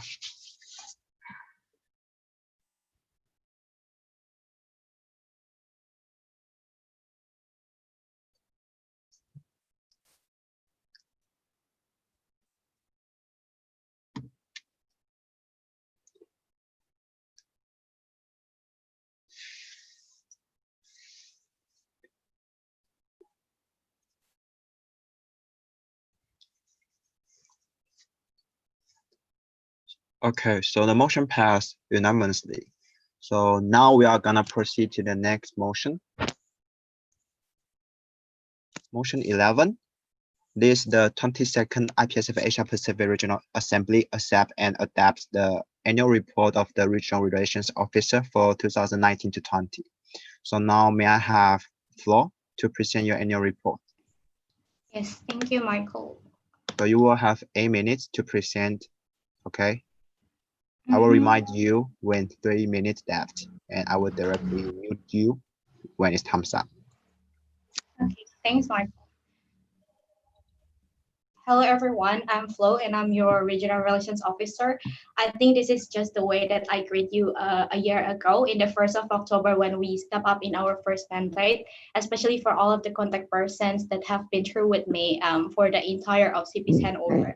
So kudos to you that we reached it today. And of course, Michael, thank you for being such a good predecessor and a good chairperson.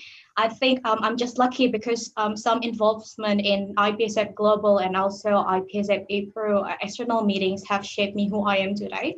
And this meant that we can receive 5 membership applications, 1 FM, and 4 applying membership to add 3 new countries by the General Assembly. And therefore, I also would like to emphasize further about internal relations and external relations that I have done so far. So first of all, in internal, we have like CP's related tasks. As you can see, there is CP's monitoring, which actually aims to make sure that all contact person get reminded, and also they submit everything within the deadline. And also there is a platform for them to discuss with us directly. So I have already maintained every month. I need to also go through all 28 member associations contact person, and I rotated my RO subcommittees every 2 months for CP's monitoring. There is also CP's monthly discussion, which actually it aims to familiarize you with also IPSF official platform for communication, which is email. And at the same time, it aims to also answer some of our things that we would like to get your ideas or your ideas to each other as a contact person. So we initiated 7 CP's monthly discussions from November and May. I need to postpone this month because you are very busy this month, I know. And I will release 2 more discussions for August and September. And I hope that I can also compile all of them for you for the future reference. The next is CP's monthly reminders and April calendars. So I created Monday reminders twice, which is first week and middle week. It aims to make sure that every contact person can ease their works very well with all of the reminders. And I attach April calendars co-opted with our MPO for the transparency of communication among members. And then CP's training. So we conducted 2 CP's training. First is on 4th November by inviting Mr. Yo Che Wei, Desmond Best APRO CP 2018-19, to share about CP's duties, activity reports, IPSF APRO promotion strategy, how to increase member participation in APPS and World Congress, and email management discussion sharing. At the same time, we conducted CP's training webinar on external management by inviting Mrs. Carolina Miljak, IPSF APRO chairperson of externals of 2019-20, to talk about how to approach partners and sponsors specifically. We also did CP's handover for overall 27 member associations because APC is not changing the CP. And then after that, we arranged database for global and internal. I keep it updating timely. And of course, our WG CP's Facebook group. And then April member organizations related tasks. So I have already conducted biannual one-on-one meetings and group chats. The reasons why is because the first one-on-one meeting will be aiming for you to get familiarized with also our new initiatives. And the second one-on-one meeting is also to tackle any kinds of problems that you encounter during the mandate before APPS or any kinds of like the mandate has already ended. So we kind of like hosted it successfully. And we already got 2 kinds of one-on-one meetings. So we improved it by having the preparation of paper slides for the contact persons and member organizations. So we can also get detailed updates to overcome your like problems. And April membership, we managed 5 successful applications, 1 from PPHSF Pakistan. So kudos to PPHSF Pakistan and good luck for your GA. And 4 member in association application to expand our countries. We will get another 3 additional new countries, which is coming from Cambodia, Kazakhstan, and Myanmar as our target since a long of mandates before, and APSA, New Zealand. So I have already assisted them, and I'm still in the recording video for them to submit by the GA. And I personally approached 13 new countries in total this mandate for IPSF APRO to expand our countries. And I also helped to consolidate Hong Kong to form National Council. So there is UHK Hong Kong and PSMSK USU Hong Kong. So we are still in the discussions of that. Hopefully it will well. And then for non-APRO membership mastership, this will be aimed to have a lot of established contacts for our own database in regards to 13 countries that I have already approached. And then for externals, we have maintained around 7 that we wrote here, but there are also another that we cannot write here. So there is WHO and regional offices, as you can see here, FIP and FIP YPG through GPP webinar with FIP Vice President and FIP YPG President for the next mandate, UNDP Asia Pacific for the current and the next mandate for APRO Focus Project, IFRC for World Blood Donor Day that we keep continue in the good contact, Mufandi Internationals for also alcohol hump with their president, AYPG with the president of AYPG, Ms. Audrey Clarissa, and we received 2 quotas for AYPG Leadership Summit this year. And IFMSA and IVSA, I maintain close discussions and close relation with IFMSA AP region and IVSA AP chairperson. To liaise team also with hackathon. And then external documents, I have maintained external proposals, emails, meeting slides, and contacts of the master sheet. I also drafted external brochure and on progress for updating our prospectus. I created press release for IFRC, and I will create 2 more for UNDP and Mofandi Internationals. And for APRO Corner, I have already produced 4 APRO Corners in order for members to get transparent communication of our external meetings. So we have WHO Zero, WAPRO, FIP YPG and AYPG Leadership Summit, and RWG Special Edition for face-to-face meeting with a total of 7 episodes translated in 7 different languages. And we also produce articles for APRO Corners. And for APRO Spotlights, we maintain 3 member organizations, Event Spotlight and SEP Host that is on running, Home for SEP project. So we manage already member organization branding to get 28 member organizations to participate, Event branding with 15 member organizations to participate, and Home for SEP project with 17 out of 18 SEP hosts of APRO. And then we will continue this. For APRO branding video, we manage this for the promotion because one of the key is language barrier. So we make a different subtitles with our MPO, and we also spread it out through all of our social media channels and first one-on-one meetings. So you can also have it as a promotional material for your members. And for APPS and Beyond Hackathon, I have already maintained SWAT RX Director in AYPG Leaders Summit. As you can see, the reasons why they cannot all commit, but I'm still in the contact with them, so it can be helpful maybe for the next mandate. Also, I had my meeting online with MIMS Regional Scientific Director in order for PC and CSE pre-training. You also can see in this presentations why it wasn't continued, but we managed it anyway with Michael for another opportunity. And also Lias IFMSA for Beyond Hackathon created potential sponsor mastership for IPPS sponsorship team. And I cooperated with Beyond Hackathon team in order to secure and approach these 5 people, which is Director General of IVI for their speakers webinar, founder of Senex Healthcare for Hackathon Mentor, Zen Hafi Country Director for Hackathon Mentor, John Papastergio, Canadian Pharmacist for Hackathon Mentor and also Hackathon SC, and Miss Marlene Lim for Hackathon Mentor. Sorry, Flo, I need to mute you first. So I just like to ask the Regional Assembly, anyone would like to propose to have more minutes for Flo to finish her annual report? We need 1 proposer and 1 seconder if you like to help Flo extend her presentation time. And also with a limited time, maybe 1 minute or 2 minutes. Yes, Niranjan, Maps India.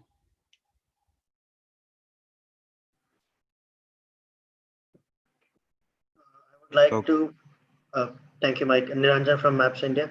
I would like to propose to extend the time for Flo by 2 minutes to complete her presentation. Okay. So anyone second? Okay, second by NAPSA Australia.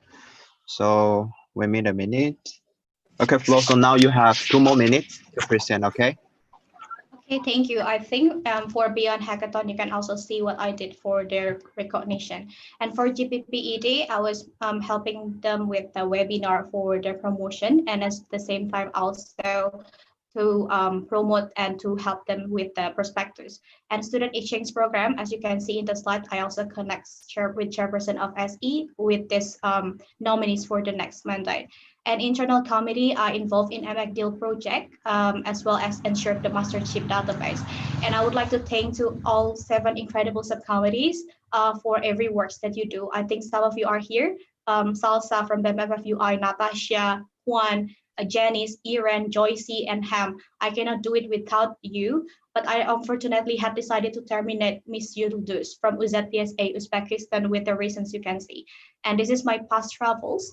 And for the self-evaluation, I think I may be not detailed person, but I learned a lot to ensure that everything is clear this Monday. And for the future considerations, so I hope my successor, whoever you are, please sustain the current external context and make it a sustainable partnership, and to expand the membership with the countries that I have listed and FM, and to expand APRO Corner with APRO chairperson to update members not only about external meetings.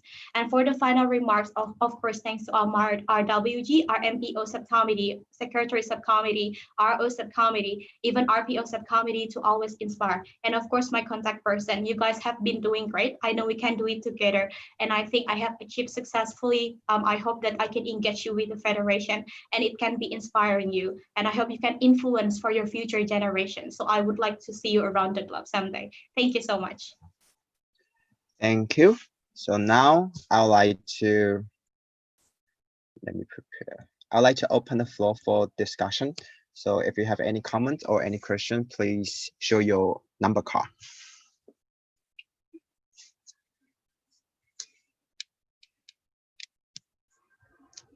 Okay, so now we have IPSF Pakistan.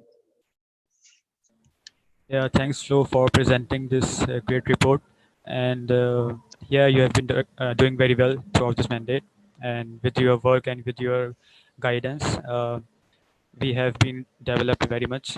And that APRO discussion platform was very nice. And it is doing a very great work for bringing all of these CPs together and to know their, you can say, their mutual ideas and suggestions.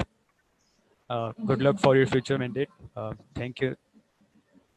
Thank you. And now we have ITP Indonesia followed by ITP Indonesia. Hi, this is Karian again from HMF API TV Indonesia. So hi Flo, I want to express my gratitude for you for being really helpful, approachable, responsive, and encouraging as RRO towards your mandate.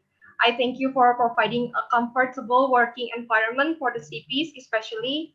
I also thank you for the RRO subcom for being really helpful and mindful.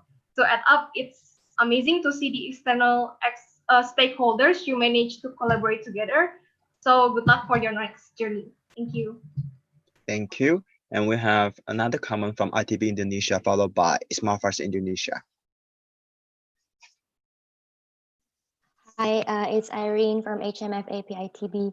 So, hi Flo, I would like to thank you for your hard work and congratulate you because you have engaged a lot of partners and that can really support the amazing and beneficial projects initiated by Nafila and team. And the remarkable partners has really increased the participation from HMF API TB members.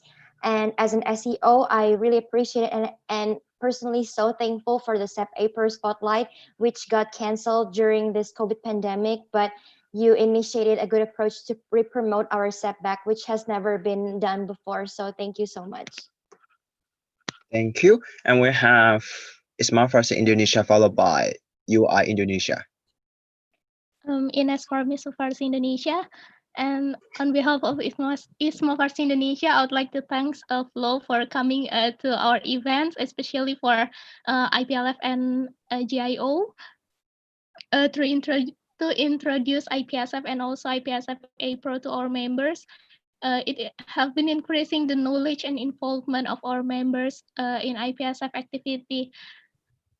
And also, I'd like to thank you for always answer all of my questions during this mandate, since this is my first time being a CP and involved on IPSF directly. Thank you. Thank you. And we have UI Indonesia followed by KNAP's Republic of Korea. It's Limei from BEM UI Indonesia. Hello. So, Flo, even though we have not met in person face to face before, but I could see from the numerous times we met during IPRO webinars and during the training for BEM FFUI when you became a speaker. Thank you for that. You are a really inspiring, cheerful, hardworking person who motivates me greatly to become someone like you. And also, you're very suitable to be an RO. And on behalf of Salsa, one of your subcom, I want to also say thank you for your hard work during your mandate. Thank you for your advice, help, and lessons to the subcommittees. You are very committed to your job. And also, thank you for your appreciation to our home for SAP. And you truly did a great job. Good luck for your future endeavors. Thank you. Thank you. And we have APSA Japan, followed by FJC PPHA Philippines.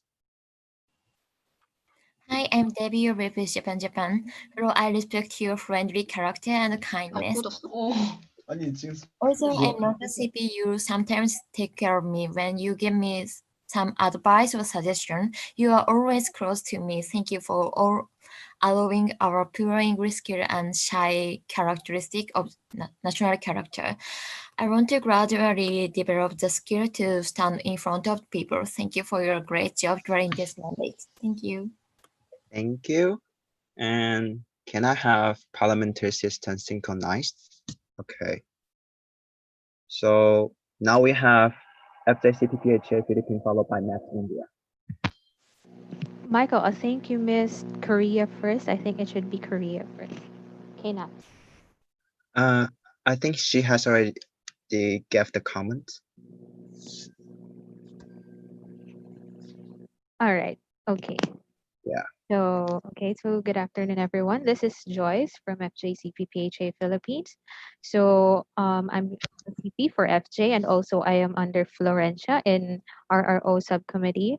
So I would like to commend Flo in her leadership, especially in involving her subcommittee in the works of RRO. So she has really gave us opportunities to learn and get to know more about IPSF and be involved and invest a lot of our talents here in IPSF.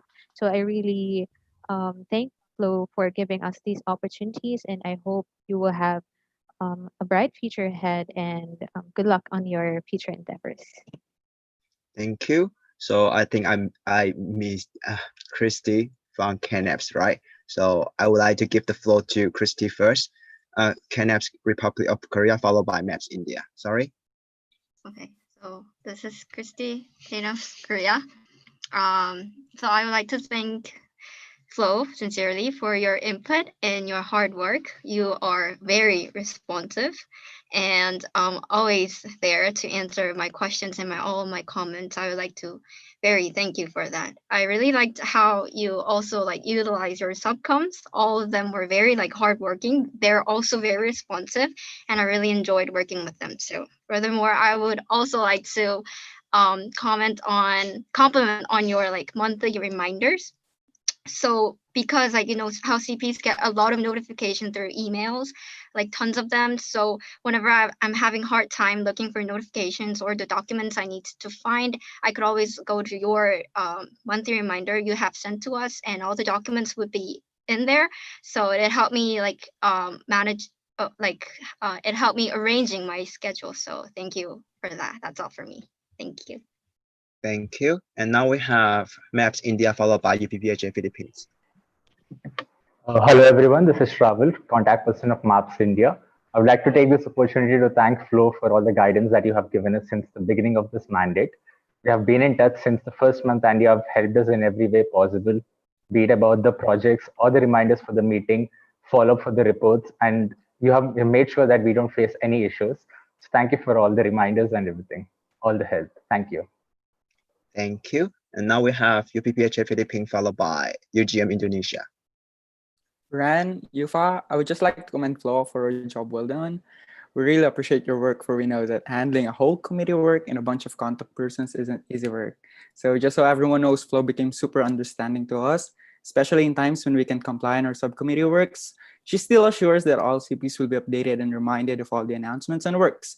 Flo made our subcommittee and the whole region more of a family. And with that, I can confidently say that in behalf of all the regional relations subcommittee members and all of the contact persons, we are all thankful for your effort. Flo, I wish you all the best and a cute blonde boyfriend. Okay, thank you. And now we have UGM Indonesia followed by IPSF Philippines. Hello everyone, Baron BIMKMFI UGM Indonesia. First of all, I would like to say congratulations to Flo for the amazing hard work that she has done. I would like to also thank her for the initiative for Home for SEP for APRO Spotlight. Being an SEO during this trying time, having to cancel their SEP, your initiative surely are like a bright light in a very, very dark road. I would like to also thank her for her amazing help throughout the whole process. So Flo, good luck for your future endeavors. Thank you. And now we have UPPHA Philippines followed by MPSA Nepal. Hi, William, UFA Philippines. Okay, so I think same with Nafila. I think we've come so far since Malaysia, but yeah, I agree with what Christy said. The monthly updates, oh my God, that stuff is such a godsend sometimes. And I just want to keep it short. Thank you so much for being so responsive, letting me annoy you all the time, especially at like 4 a.m. when I have some stupid question and then she replies like 1 second later. So thank you so much for the hard work and I hope to work with you more soon. Thank you. And now we have MPSA Nepal followed by UGM Indonesia. Thank you, Michael. It's me, Sagar Poril from NPSA Nepal. I can see number of people lined up in speaking section. This shows how much what's our relation with all of the people, all contact persons, all executive body of different organizations in different world. I can thank you more, Florencia, listening to me and addressing my queries. Her successor has to work hard to level up with her. She has just set up the bars high. So I want all the best for them. And thank you, Florencia. Thank you, IPSF. Thank you, APRO. NPSA Nepal wants to thank you. Thank you. Thank you. And I just would like to remind the regional assembly that try to shorten your comments and also so that we can proceed to the break time. Okay, so because it's already 2 hours reached. So now we have the comments from UGM Indonesia followed by FOP Nepal. Okay, thanks, Mike. Hello, everyone. It's Grace here. I would like to express my gratitude to our best RRO Flo and all the RWG, especially have guided me from since I was at the beginning of my mandate as a CP, and now I'm really in love with IPSF. Thank you, Flo, and wish you all success and luck to our RWG also. Thank you. And now we have FOP Nepal followed by Indonesia. Hello, Flo. I would like to thank you for always being so supportive and being so cute. Thank you for helping me and FOP grow. And also thank you to all the RRO subcom. Thank you all. Thank you. So now we have Indonesia followed by APS Japan. Hello everyone, this is me, Kelvin, CP of BEMKEM of 4. Thank you so much for being there to always guide me to be a good CP Flo. I really like the way you work and you had successfully engaged all members. I think you are funny, you are generous and such my inspiration. For me, you are not only my RRO, but you are truly my sister. Congratulations of your work and I love you so much. Bye-bye. Thank you. And now we have APS Japan followed by PPSS Pakistan. Hello everyone, this is Nana from APS Japan. I really appreciate for your hard work, Flo. Thank you for always keeping an eye on us, supporting us, and send warm messages for us. And I'm really happy to work with you. Thank you. Thank you. And now we have PPHSF Pakistan followed by MAPS India. Nirmal Malik from PPHSF Pakistan. So I would like to mention that I had a chance to work with being in the internal committee. And she has a sourced 5 membership application, which is really a great achievement. Thank you so much, Florencia, for this work. And I've been the contact person for the first 4 months of this mandate. And I really appreciate the monthly discussions which you started, because I really think that the ideas we had the chance to put in and the other emails we read was really interesting, and we learned a lot of things from that.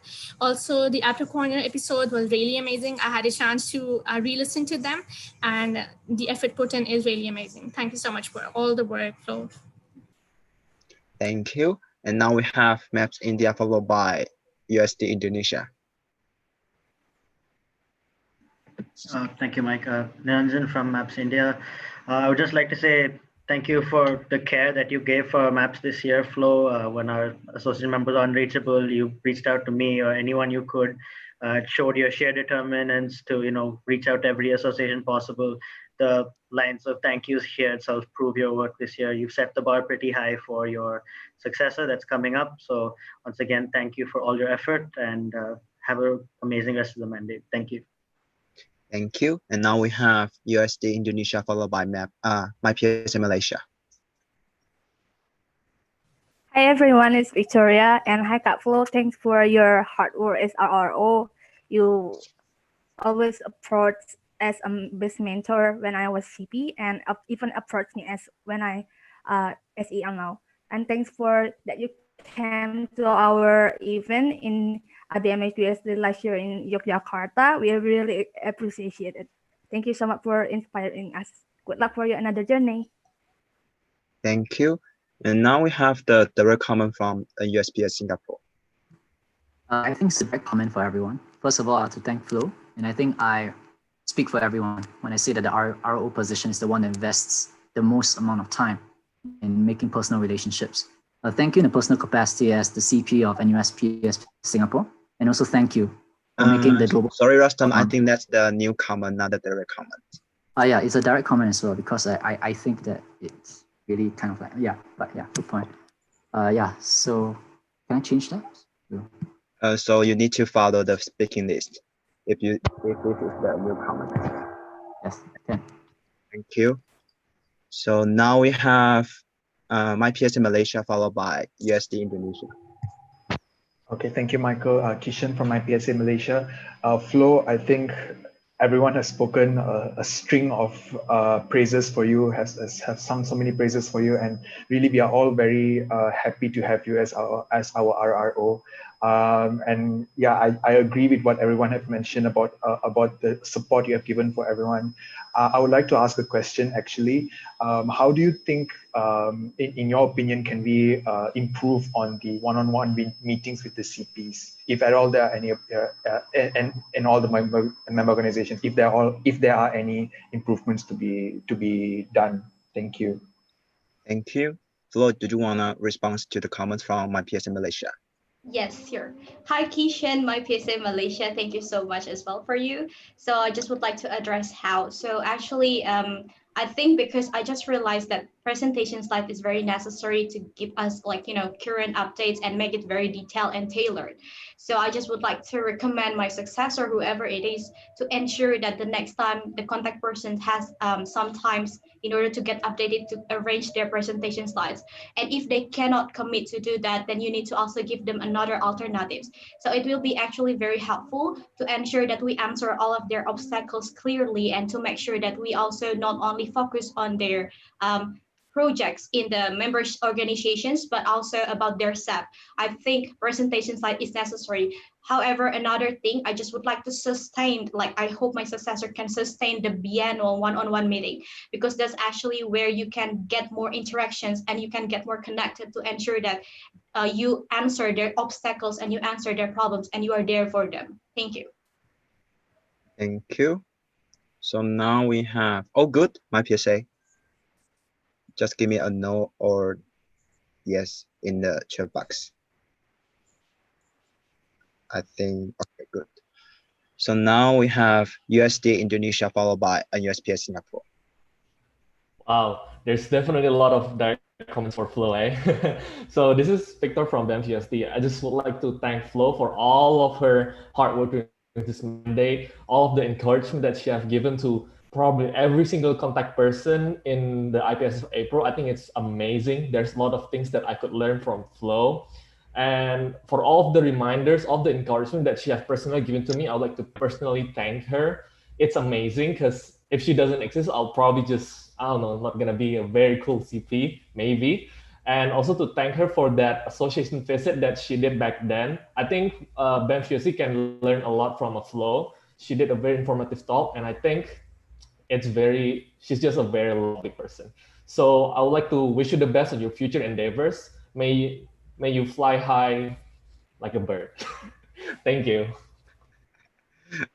Okay, thank you, USD Indonesia. And now we have a USPS Singapore. Okay, thank you. Thank you, Flo. I apologize for that faux pas just now. So to carry on my thank you as like the 20th person who said so, I would like to thank you in the capacity as the Vice Director of the Beyond Health Hack as well. And I actually have a question to pose for that. What are your thoughts as the RO for this operation, and what do you think it could mean in the future? So that's my first one that I was hoping that you could potentially address. And yeah, and for the rest of it is just to thank you on the part of NUSPS, especially for showing your support and endorsing the joint international outing in Depok, Indonesia, as well as personally meeting me in Bali for just like a short coffee. Yeah, thank you so much, Phil, and I wish you all the best. Thank you. So Flo, you may respond to the comment. Okay, I want to clarify first if I can, like, was it like you asked about how I think about Beyond Hackathon for the sustainability and regarding to the partnership, something like that? Yes, okay. Is it that, Rustam? Okay, cool. Yeah, so I think like, okay, so for me personally about hackathon is a very good initiative. It's something very new. And I also can see that IPSF in the global level is trying to also achieve that and to make it sustainability. So that's the first point. However, I think like we also need to wait until it is going to be arranged in August. So we can see about how it is actually making an impact for each of our member organization. And then like what are the things that we can improve and how we can actually expand hackathon to make it more joyful learning. So that's my question. That's for answering your first thing. So the second thing is about partnership. So I think like as the RO, it's very important whoever the member organizations raising these kinds of like things to bring up to the federations who are very open.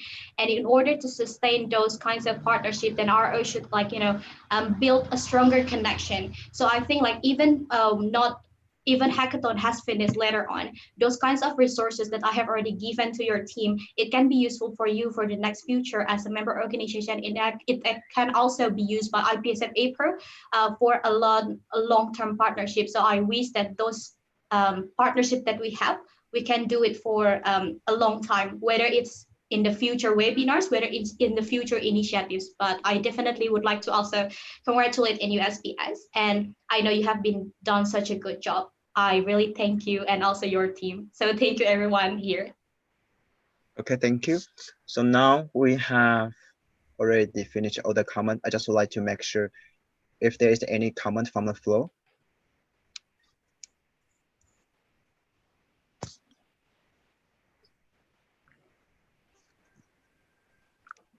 Okay, so now I think we have one more new comment from UI Indonesia.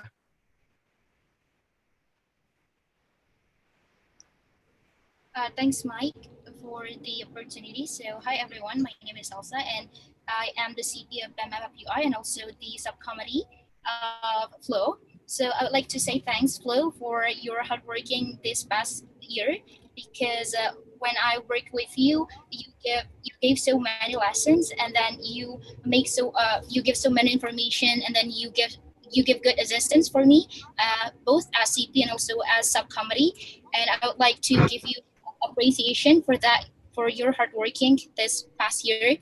And then I would like you to know that you've done great jobs, and I would like you to make more impacts in April, because we will support you always. Thank you. So I think this is the less common in the speaking list. So now I would like to close the floor for discussion and proceed to the voting. So for those who are against the motion, please show your voting card.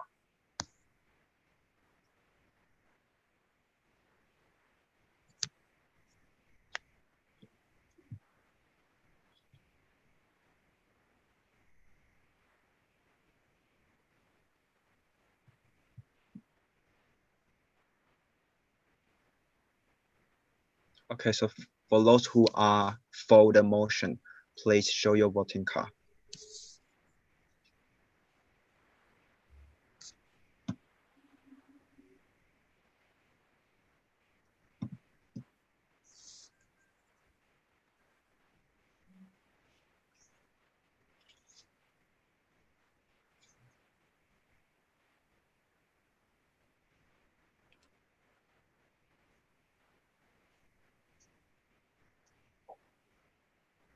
Okay, so the motion passed unanimously. Okay, so at this time we have already over 2 hours, which means we have already at the middle of the session 1 for the IPSF APRO 22nd Regional Assembly. So I'd like to consult the Regional Assembly. Do you like to have a 5 minutes break time? If yes, I need 1 proposer and 1 seconder.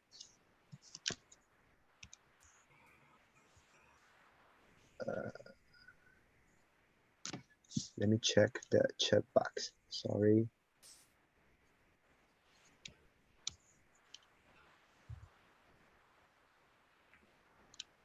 So I think proposed by Maps India and second by PPHSF Pakistan. So now we will proceed to Wendy, will be there another motion or we can just proceed to the break? We can just proceed to the break time. Just tell them what time we'll be coming back, and then that's the time we will start the roll call. So make sure you come back before that time. Okay. So now I just based it in GMT 8. So now is 4:50 p.m.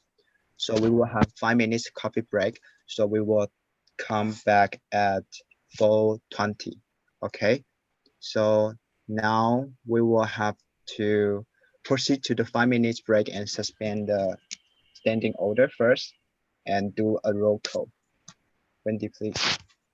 Okay, so if you hear me say your association, please type a Y in the chat box. So I've got NEPSA Australia, MEPS India, INSMA Farsi Indonesia, APS Japan, IPSA Malaysia, NZEPSO New Zealand, KNEPS Republic of Korea, NUSPS Singapore, PSAT Thailand, PSMS HKSU Hong Kong, BIM FFU Indonesia, BIM KMFR Unpaid Indonesia, BIM KMF UGM Indonesia, BIM USD Indonesia, HMF AP ITB Indonesia, FOP Nepal, MPSA Nepal, PPHS HSF Pakistan, FJSFA Philippines, JFA PIA Philippines, UFA Philippines, PSA Taiwan, UZ PSA Uzbekistan, TDUPO Vietnam, VNU HCMPO Vietnam. Okay, so we will have 5 minutes. HPAP, HMF API, ITB Indonesia, FOP Nepal, MPSA Nepal, PPHSF Pakistan, FJCFA Philippines, JFA PIU Philippines, UFA Philippines, PSA Taiwan, UZ PSA Uzbekistan, TDUPO Vietnam, VNU HCMPO Vietnam.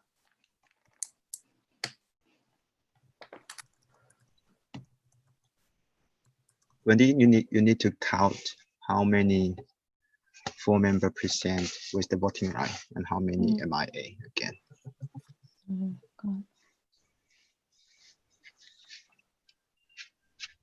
So 1, 2, 1, 2, 3.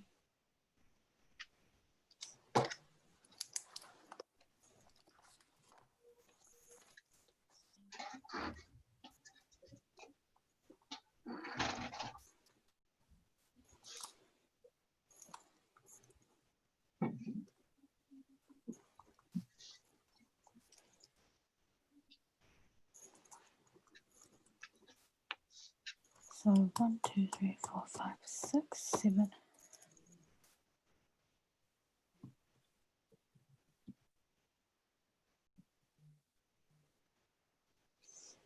Yeah.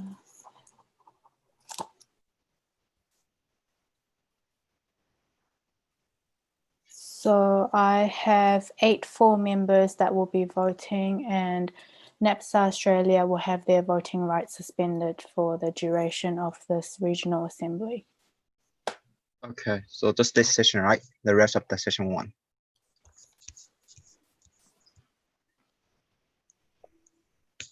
Okay, so now we'll proceed to the motion 11.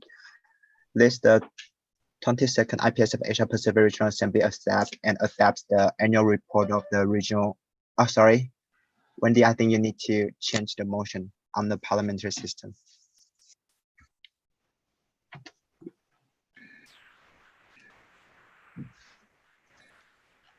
Okay, so now we'll proceed to the motion 12. This the 22nd IPSF Asia Regional Assembly accept and adapt the annual report of the chairperson of the 19th IPSF Asia Pacific Pharmaceutical Symposium. So may I have Kisham to present your annual report? Hello, everybody. I'm Kixiang, and today I'm going to present as the chairperson of the 19th IPSF APPS 2020 in Singapore. Okay, So, Kisham, you can share your screen and you have 8 minutes to present, okay? Yeah. Okay, can somebody give me the screen sharing access? I think you can directly share the screen. Can you make me the co-host? Can you try to share directly? I think you can share directly. Okay, I think I can. As the Yeah. participant. Okay. Yeah, can you guys see my screen? Yes. Nice. Okay, so yeah, basically I'll be presenting on 19th IPSF APPS 2020. And this year, NUSPS, we successfully won the bid to host the 19th APPS in Singapore. And this is after 19 years since we won the bid back in 2001. And that was the first APPS in Singapore. And this year, we have a team of 95 research committee and 22 EXCO members.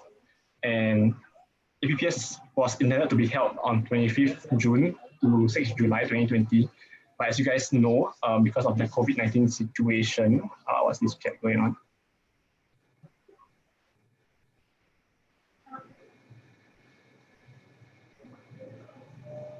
Yeah, okay. Sorry. So yeah, because of the COVID-19 situation, we couldn't continue to host APPS, and we eventually made the decision to cancel APPS, although it was super hard for us.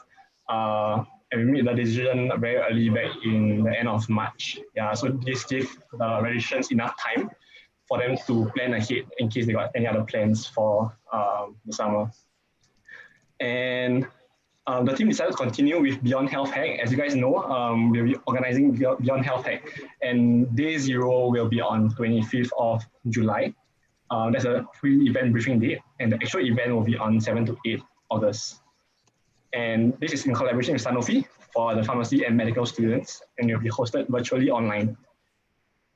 And due to this, there's a new sub-team that was formed to continue this entirely new and separate event hosted under NUSPS. So I received my handover from Eric. Yeah, he was the chairperson of the 18th APPS in Bandung, Indonesia. And I worked closely together with the APRO RWG for this year to organize APPS in Singapore. Okay, so intended dates I went through already. Registration fees. So these were the registration fees for APPS.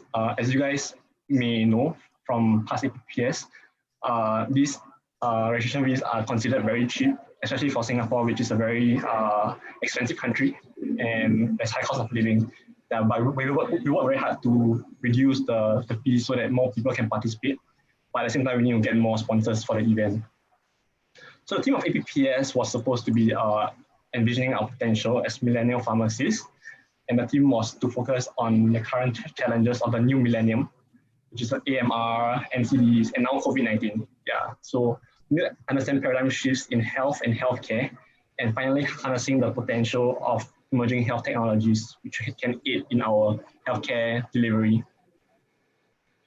The program of APPS was supposed to be have a lot of health innovation challenge, pharmacy and health invention public health challenge, social nights, and workshops and so on. And we were planning to have different events in IPSF so that people can have fun while at the same time learn something from the event. Yeah, so as Beyond Health Hack, it's a virtual hackathon. It'll be online, everything will be online. And basically, we were having more than 150 participants for the event. And thank all the CPs for helping our event have a lot of participants, because it wouldn't be possible without your help. Yeah, and for sponsorships for IPPS, we are grateful to have so many different sponsors: Sanofi, AstraZeneca, Guardian, J&J, Lee Foundation, and Singapore Tourism Board for their confidence and support for IPPS 2020. Yeah, and we also would like to appreciate the APRO RWG, especially Mike and Flo, for linking our team with potential partners. Yeah. But due to the cancellation of APPS, we still have a $5,000 sponsorship from Sanofi to continue to host Beyond Health Hack online. And we've returned all the sponsorship amounts to the collaborating companies. Yeah, so this is the reception committee, the EXCO roles. Yeah, so for this year, APPS is a bit special because we have 3 chairpersons, one of them, and we have chairperson of programs, which is Miet, TK, and also Jabel, which is doing internal affairs. So these are the people in my committee, and APPS 2020 would not have been successful without such a strong team. Yeah, so Alicia was the vice chairperson of programs. We have HRDs, human resource directors, helping with the registrations. Some of you guys may know them. Treasurer helping out with the registration fees online. Yeah, sponsorship and partnership. They help to liaise with sponsors and different partners for our event. Operations, they help to book the venues and also to book some food and catering options. Media and Pubs Director, Hannah, she is in charge of all the publicity materials that you see online. And I believe that you guys have enjoyed the videos and the posters and so on. Our Professional Development Director, Xiao Jie, and he's in charge of all the competitions, the LIT, and so on. We have capacity building, Matthew and Rastam, and they're now leading the Beyond Health Tech event, which was supposed to be in APPS itself. Programs Education Director, Ying and Enyo, they are in charge of the workshops and symposiums, or the educational programs. Social programs by Mission and Celine, and they're in charge of the social nights, international nights, and so on. Public Health by Rachel and Jared. Yeah. So the RWG has come to Singapore on the 3rd to 5th January, and they have rented NUS, which was supposed to be the venue of APPS 2020, and meet with our committee. Yeah, so self-evaluation. Yeah, so basically we have officially announced the cancellation of APPS on social media channels, but prior to that we have sent out advisories on what was the current situation in Singapore, so that the participants are well notified and can plan ahead in case they need to make any changes. But despite the cancellation, I am extremely thankful for my committee and the RWGs and APRO and partners, and you guys for making APPS in Singapore a possibility. Yeah, and without you guys and the time's effort and hard work of each and every one of you, we wouldn't have made it to where we were before the cancellation. So yeah, I'd like to just thank all of you guys for helping us. And I believe I'm short of time soon. Let me see the chat. Yeah, okay, let's round up very quickly. So for future considerations, as you have seen with the COVID-19 situation, all future APPS committees must consider and prepare for the worst case scenario, which is the cancellation of the event itself. And prior to that, they must send out advisories to participants so that they can plan ahead and understand what is the current situation in the hosting country. Yeah, so APPS 2020 has responded swiftly to the pandemic as much as possible. And we have given the participants due enough time for them to plan ahead. Yeah, final remarks, basically, APPS has always been a special event for me.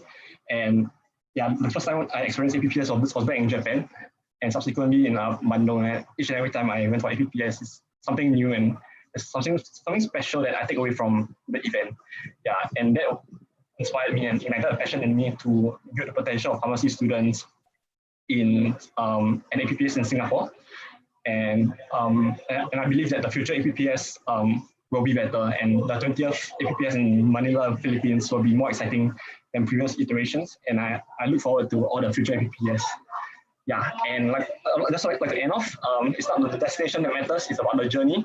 So I really have no regrets organizing APPS in Singapore, and I look forward to future generations of NUSPS members rising up the challenge of hosting the event again. So yeah, thank you so much. Thank you, Kishan. So before I proceed to the opening for the discussion, I would like to say sorry that because I forgot to resume the standing order, because before we started the break time, I didn't resume the standing order. So I need one proposer and 1 seconder to resume the standing order. And meanwhile, Wendy, can I check, because NEPSA they didn't check in the roll call, and they check now because we haven't resumed the standing order yet. Oh, I think I'm a bit soft, Mike.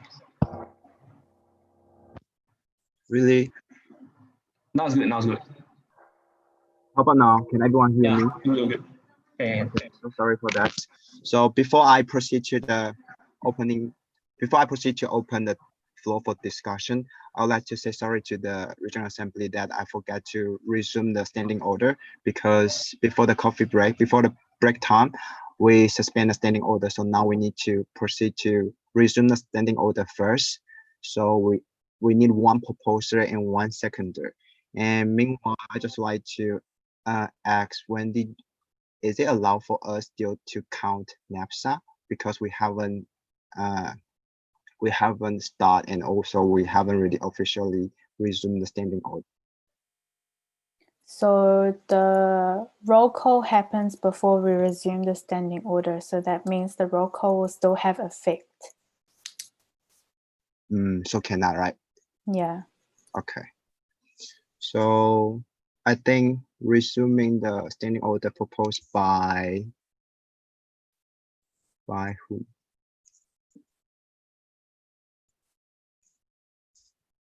Proposed by Niranjan and second by F4 Pinapol.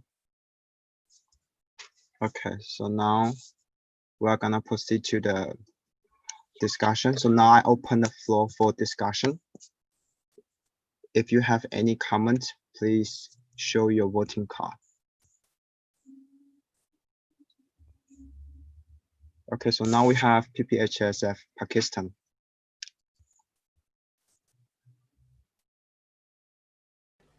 Yeah, thank you, Keith, for explaining so much, for explaining so beautifully and very explicitly.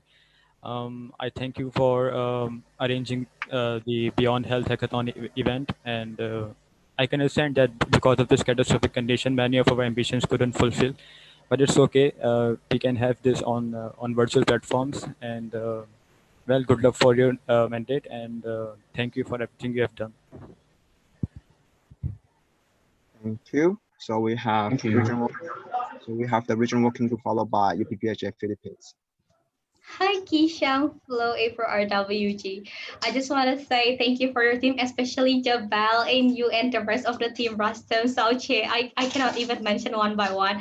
I know that you guys were very sad, and we were also very sad and shocked with all of this pandemic, but you guys adapt so well, and you guys always have the plans. So cheers and kudos to all of your team. And I hope you can also run the hackathon very well in the August. We are very looking forward for the success, and do not hesitate to run again for APPS, to bid for APPS in the next future. I hope you can also find and influence more Singaporean for that. Thank you, Kishang, for your hard work. Thank you. So now we have IPSF Philippines followed by CANAP's Republic of Korea. Hi, William, you for Philippines. Keys, man. Thank you so much for all the work, all the help you've given us, to plan our own event, despite, still having to deal with your own struggles with current APPS and hackathon.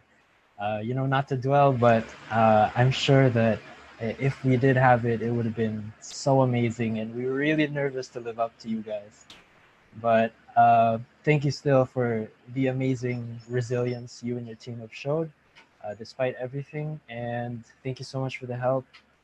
We hope to live up to your team and their hard work. And we hope to see you soon in Manila. Thank you so much. Thanks, Will. Thank you. So now we have Kenneth, Republic of Korea, followed by Matt, India. So this is Christy, from Korea. So I would like to sincerely thank all the chairpersons and RCs you guys have put until now. It was unfortunate to cancel APPS. We know how it feels because it was very hard for us too. We had to cancel our World Congress this year. We also had like a lot of meetings and discussions to make sure we're making the right decision, the best decision for all like APRO and IPSF first. Yeah. However, you guys have took this opportunity to host hackathon, which our members from KNAPS are very excited and looking forward to this. So we hope all the best for the success in hosting of hackathon. That's all for me. Thanks. Thank you. Thanks, So now we have Maps India, followed by ITB Indonesia. Thank you, Ranjan from Maps India. Keys, man, I was so hyped for the APPS this year. You guys had the shortest time to prepare. You guys had a year. I remember the shouting that was there after the bidding. Still stood tall, conducted your event, which was the health hack. It's a hard hit, but hoping to see another APPS in Singapore soon. Thanks, Niranjan. Thank you. So now we have ITB Indonesia, followed by Observer. Hello, I'm Irene from HMF API ITB Indonesia.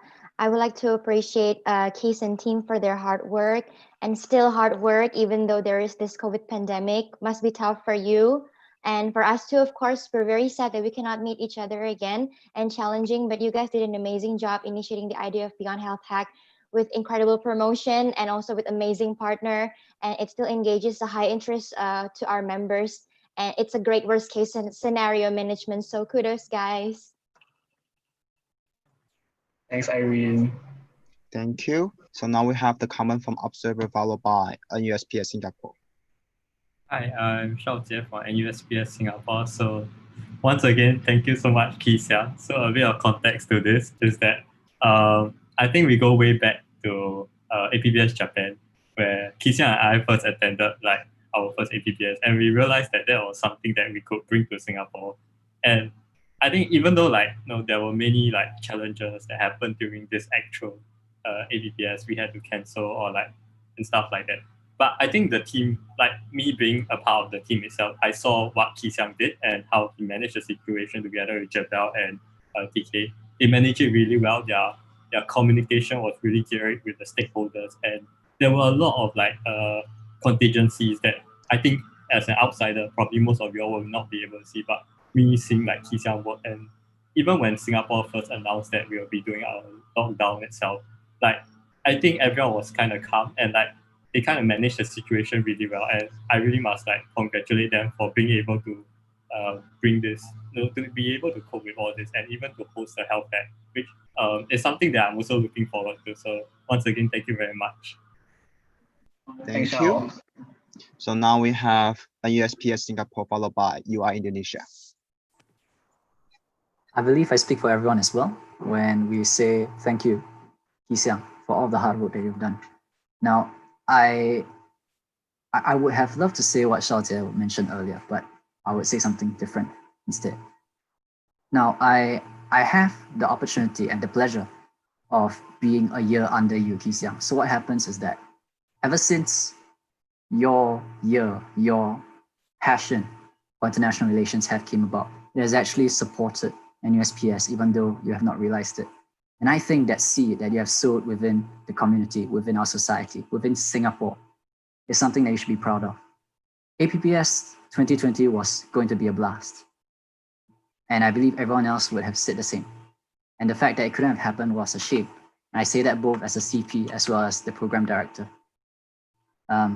So on the behalf of NUSPS and on the behalf of Singapore students, I'd like to say thank you for all your hard work. You should be proud of what you have achieved. And I think that seed that you have sown in me, as well as for the future generations below us, will see the light of day, even though you don't realize it. Thank you so much, Keith. Thanks, Russ. Thank you. So now we have UI Indonesia followed by the regional working group. All right, so thanks, Mike. This is Salsa from BMFF UI. I would like to give big appreciation for all the committees because you did amazing jobs for the promotion, because I still remember back in GIO 2020 in Jakarta, you guys did a great job for promoting the IPPS. And even though the IPPS canceled, you still did a great job for promoting the Beyond Health Hackathon. So I'd like to appreciate all the committees and our members. Looking forward for the competitions. Thank you.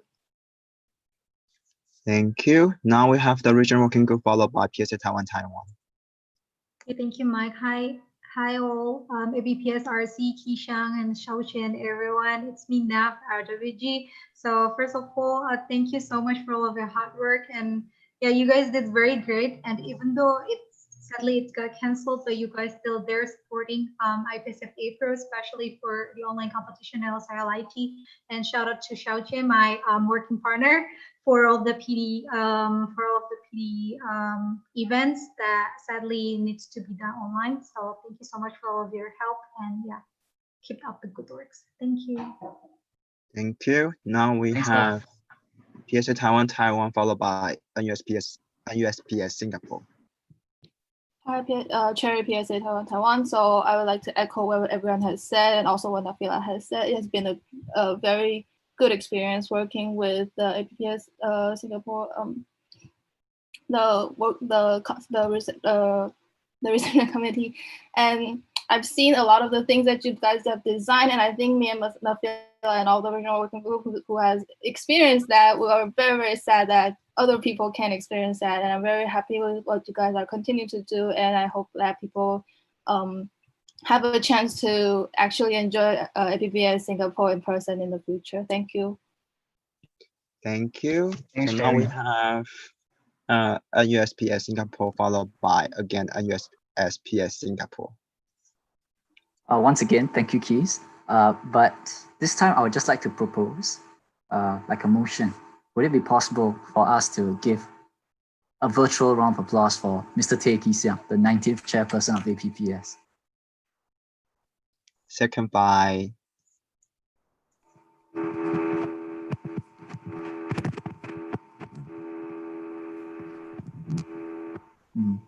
Okay, second by Maps India. So I think, Rustam, can you try to say it again, the motion? Okay, the motion is to congratulate and give a round of virtual applause for the 19th chairperson of the Asia Pacific Pharmaceutical Symposium, Mr. Tay Kee Siang from NUSPS Singapore. Okay, so when should we put on the motion on the parliamentary system? Or probably not. No? So we just directly proceed this one? Yeah. Okay, so now we have the proposer and also the seconder. So I just like to ask the regional assembly, would you just show your emotion card, yes or no, to proceed this motion, I think? Michael, it's not really a motion, so maybe you can just skip everyone to just have like a yeah.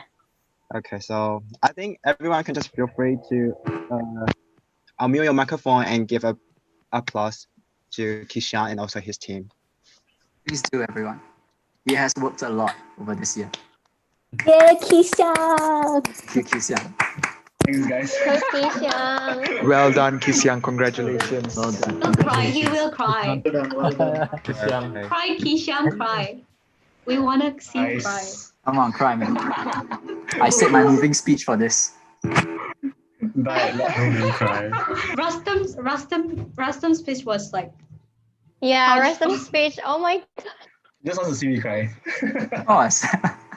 Okay, guys, we need to Okay, proceed okay. back to the regional Yeah, I assembly. think we need to come back.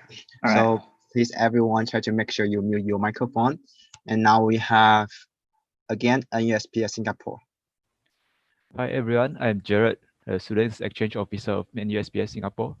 So I think everyone have commented on Ki Xiang, which is the chairperson for this APPS. Okay, I agree that he really did a very, very good job. But I would like to take this opportunity to comment on my boss, because I'm actually a program director for the APPS itself. Then I would like to comment on my boss, which is TK Miet. Yeah, because he's actually in charge in programs. Then imagine there are so many programs, and every programs come, we have different type of meetings and different type of meet up with our collaborators, all that. Then Miet, he actually is very active and very dedicated by try to attend every single meetings with us. Yeah, imagine if each com have one meeting for 2 meetings per Sorry, week. I'm gonna have to interrupt you here. So you can only do comments that is based on the motion that we're currently on. Okay, sure. Thank you. All right. So I could just use this opportunity to comment to all the chairpersons of APPS, including Ki Xiang, and I hope you guys can remember there's other com like as what Ki Xiang mentioned. Thank you. Okay. Yeah, Thank and just what you. Jared said, like this wouldn't be possible without TK and Jebs and everyone in my committee. Yeah, because like they have worked super hard to make this happen. So yeah, really kudos to them also. Okay, thank you. So I just like to make sure if there's any more comments from the floor. Okay, I see none. So now we are proceed. I'd like to close the floor for discussion and proceed to the voting. So for those who are against the motion, please show your voting card.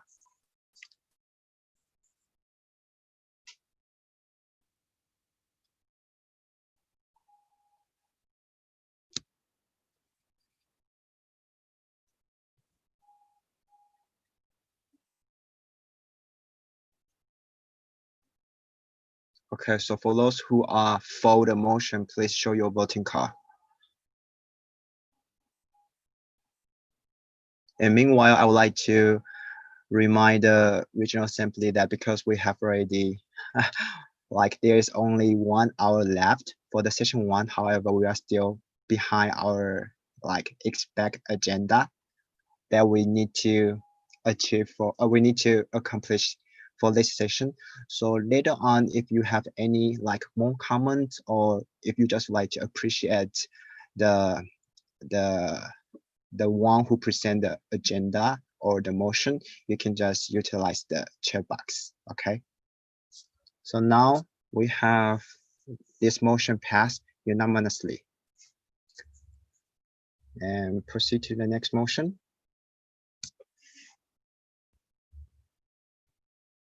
Okay, so now motion 13. This the 22nd IPSF Asia Pacific Regional Assembly accept and adapts the financial report of the 19th IPSF Asia Pacific Pharmaceutical Symposium. So now I still like to ask Ki Xiang to present his financial report on behalf of the APPS team. Okay, yeah, I will just start on presenting my annual financial report. Just let me share my screen again.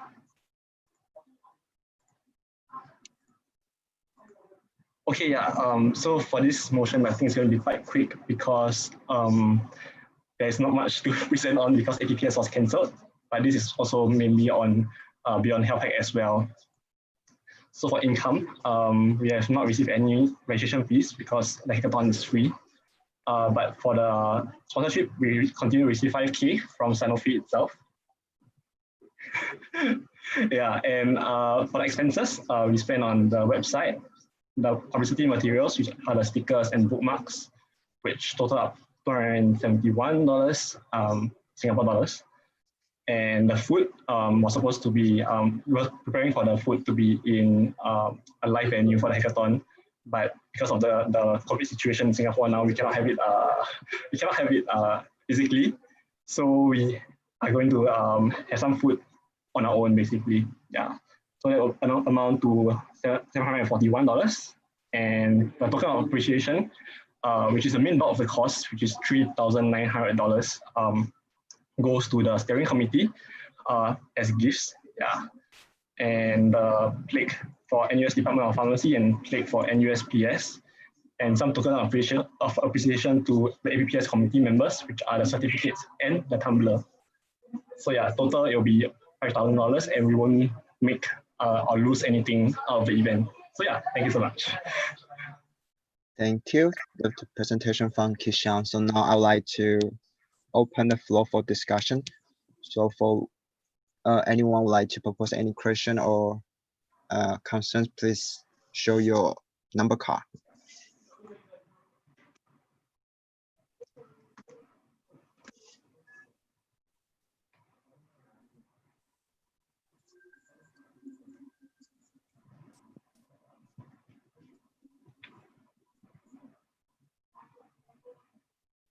Wendy, no question. Okay, so I would like to close the floor for discussion and proceed to the voting. Sorry, can I make a motion? Okay, Christian, you can say, yeah. Okay, so actually like Jabel is in my house now. I'm hosting some friends over, and yeah, I would like to give her some time for you guys to appreciate Jabel as well. So I'm just going to show the camera to her if you guys allow me to. Is it okay? Maybe Wendy can. We will proceed to the voting first. So I think it would have been better if you had shown during your annual report. Yeah, sorry about that. Okay, so now we'll proceed to the voting. So for those who are against the motion, please show your voting card.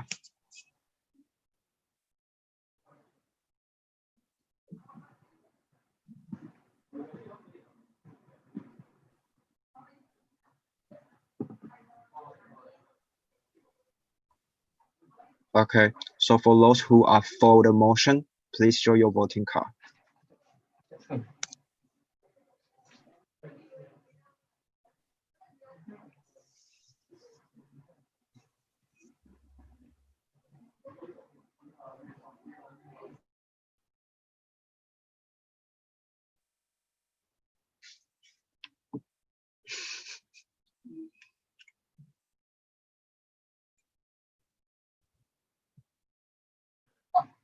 Okay, so the motion passed unanimously. So I think everyone, you can try to unmute your microphone to say thank you to Jabel from Kishan's screen. Oh, thank you. Thanks, Jabs. Thank you so much. Thank you, Jeff. Thank you. Thank you, Jabel. Oh no, Okay. it's team effort.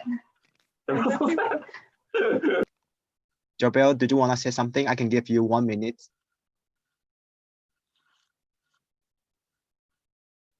Hello, this was a bit unexpected. We are currently outside dancing. So, Lorna would like to say, thank you everyone for your hard work, and we are quite sorry that APPS cannot occur, but we really appreciate all your support, and we hope to see you all soon. Yay! Okay, thank you. So now we'll proceed to the next motion. Motion 14. This the 22nd IPSF Asia Pacific Regional Assembly accept and adapt the update report of the IPSF APRO Regional Focus Project 2019 to 20. So may I have Nafila to present the focus project?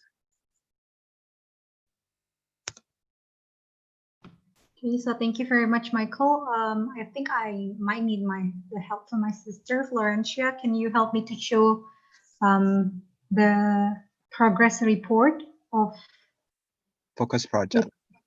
Yeah. Yeah, Nafila, you also have 8 minutes to present, okay? Sure. Okay.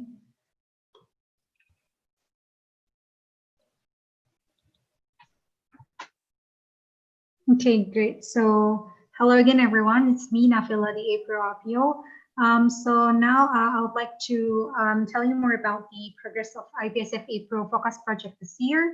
The name of the project has changed for SDGs, and basically for those who are new to IPSF, so in April we have annual April Focus Project, which focus on certain topic that involve all of our April member associations, and it actually aims to encourage member associations to organize activities to raise awareness of a certain topic and engage the members in the region. So the topic will be chosen based on the recommendation, and also how that topic could be related to our current public health issues happening in Asia Pacific region.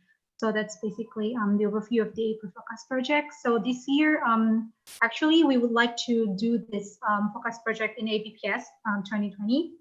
But yeah, due to the cancellations, we try to change the concept. Not really change the concept, but to elevate it to so that we can give the same experience for all the member associations. So we come up with APRO Focus Project Change for SDGs. So it's a platform created by IPSF APRO to invite all members in creating a sustainable, systematic, and innovative ideas to solve problems regarding SDGs. And hopefully we can have like all of our member associations, all of our APRO members to contribute and to give impact to your surroundings. So basically, that's all about the APRO Focus Project Change for SDGs. And the aim for this project is actually to increase awareness among members on the urgency of achieving SDGs as a pharmacy students, and to create a platform that expand impact among members, and to discover potential and sustainable projects to be developed in community or nationally. So I think I would like to explain you about the development process of this APRO Focus project.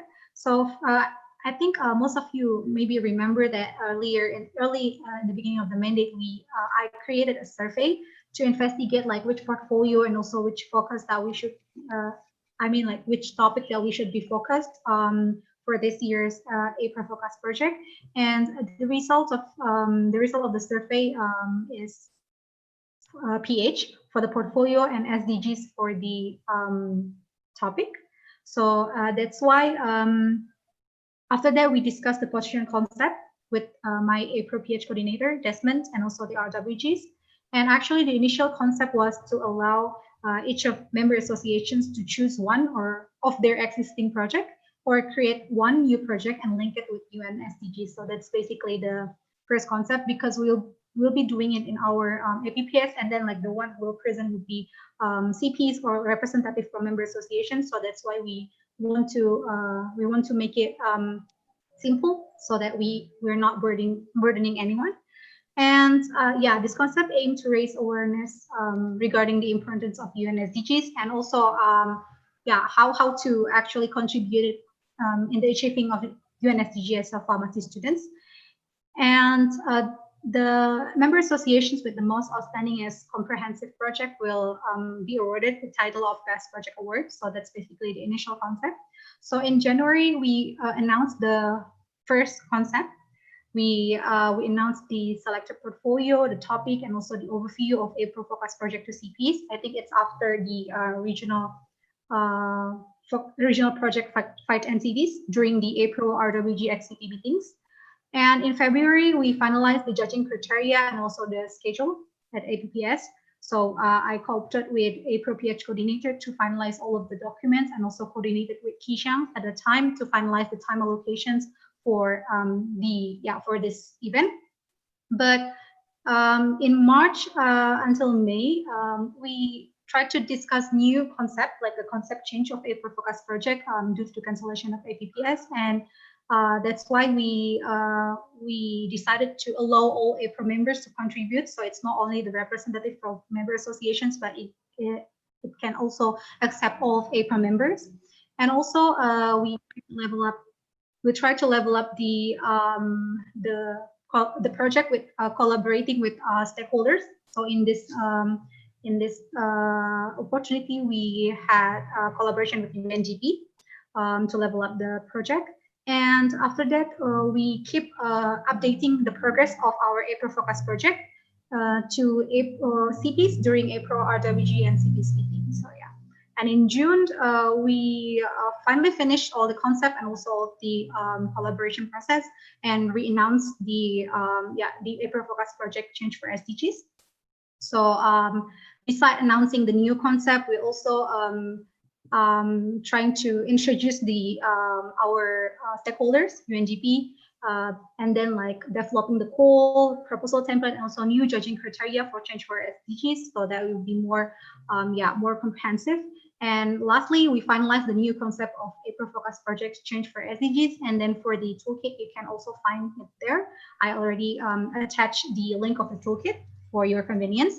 And on July 2020, so this month, we started the proceeding of our April Focus project. So we released the full and open registrations first. And then, we open it on social media. And also, I also sent the email to April CPs. And we also conducted the workshops, several workshops, and for Change for SDGs. First one will be introductory workshops on UN SDGs and training workshop 1, which we just conducted last week on social entrepreneurship in collaboration with UNDP. And yeah, we hosted more than 50 participants for both workshops and engaged members during the sessions. So if there is any one of you who are keen to join this project, don't forget to join the next training workshop next Monday. It's the training workshop 2. So there's still some of the work on process for this April Focus project. So we will conduct the training workshop 2 on innovation and program pitching in collaboration with UNDP Asia Pacific again. And also we would like to coordinate the work with chairperson and SRO to approach the potential judges from different background and to ensure the quality of the winning project. And for the update, we are currently having 3 registrant teams, but I just checked now that we got 4. And the registration deadline is approaching, so it's 27th of July 2020. I know that most of the members are deadliner, so I think it will be very great if you can register your team first, and then like proceed to enjoy all of the workshops after that. And we will also proceed with preliminary selection, semi-final selection, and also final selections soon after the registration close. So make sure to secure your spot on this competition. And the last one, we will be hosting the final presentations to present the participants' proposed project on either 29th or 30th of August. So hopefully all of the proceeding of this April Focus project Change for SDGs will end by the end of August. So yeah, it's the end of the mandate. So hopefully hopefully it can go well. So yep, thank you so much. I think that's all for the updates. So yeah. Okay. Thank you. Thank you, Nafila, for the presentation. So now I would like to open the floor for discussion. So if you have any comments, any question, please show your number card.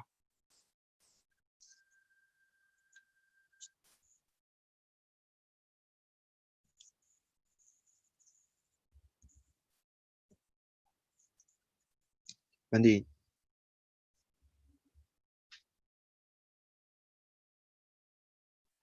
Okay, so now I would like to close the. So we have one comment from IPSF assistant. Hello, Nirmal Malik from IPSF Pakistan. So thank you, Nafila, for this amazing project you've organized, and I really appreciate the collaboration you've done with UNDP for this project. However, I have one question from you that we have only 3 teams registered up till now, and for the deadline, we still have more than 10 days. So how many teams do you expect we would be registered up till the deadline, and is there any limit to the teams that can register for this? Thank you. Thank you. Nafila, do you want to respond to the question? Okay, so thank you, Nirmal, for the questions. So actually, we are looking forward to have like 100 submissions for the proposal. So yeah, we are looking forward to have 100 teams for this project, but that it will be depends on how many teams that actually register. So yeah, that's just our target. So if yeah, we are looking forward to have the registration submission from all of the APRO members, and we are looking for all of the CPs and also representative for APRO member associations to help us to promote these projects. Actually, the prize is nice. So yeah, try to compete with your other APRO friends. Yep, I think that's all from me. Okay, thank you. So now we have the new comment from IPSF Pakistan again. Yeah, that's me, Vakas, contact person of IPSF Pakistan. Well, I can say that this event is very important and very, it is very basic to know about the SDGs of UN. However, one thing I may suggest that it might help in the promotion of this event. That not everyone in the APRO members know about the SDGs. So I think there can be a short video that explaining what are the SDGs and their names, their purpose, so that the event can be promoted very more nicely and in a more better way. Okay, thank you. Nafila, do you want to respond to the comment? Yeah, thank you so much, Vakas, for the inputs. It's really a great idea. So yeah, I think yeah, probably we can adopt that idea as well. So but actually for that we have conducted the introductory workshops, and we are planning to yeah, to share the material to more members. So even though they're not coming to the introductory workshops, they still have like a better understanding regarding SDGs, and also a better yeah, a proper knowledge to actually join this competition. So thank you very much, Rokas, for pointing this matter. Thank you. Thank you.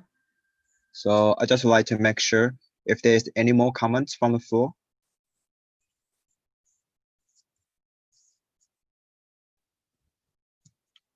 Wendy.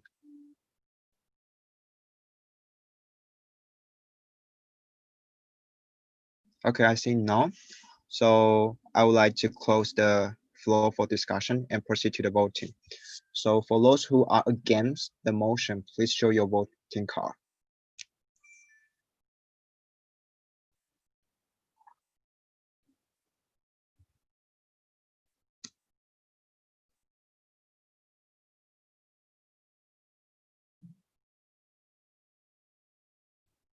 Okay, so for those who are for this motion, please show your voting card.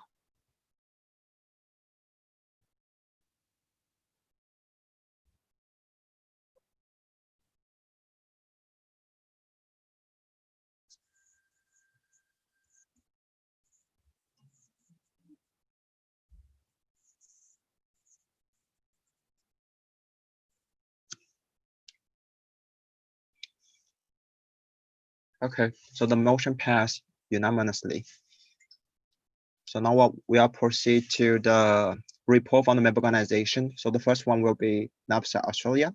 So the motion 15, there's the 22nd IPSF Asia Pacific Regional Assembly accepts and adapts the annual report of the contact person of NAPSA Australia for 2019 to 20.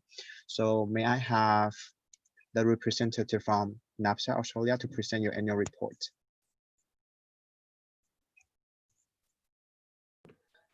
Do you want me to start sharing my screen now? Yes.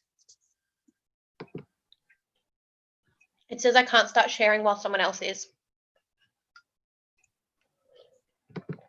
Yeah, you can try it again.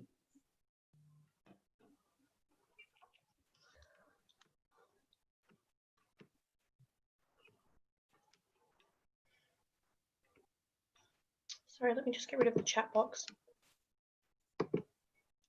So you will have 8 minutes to present, and when 3 minutes left, I will remind you in the chat box. And when it's thumbs up, I will directly mute you. Okay.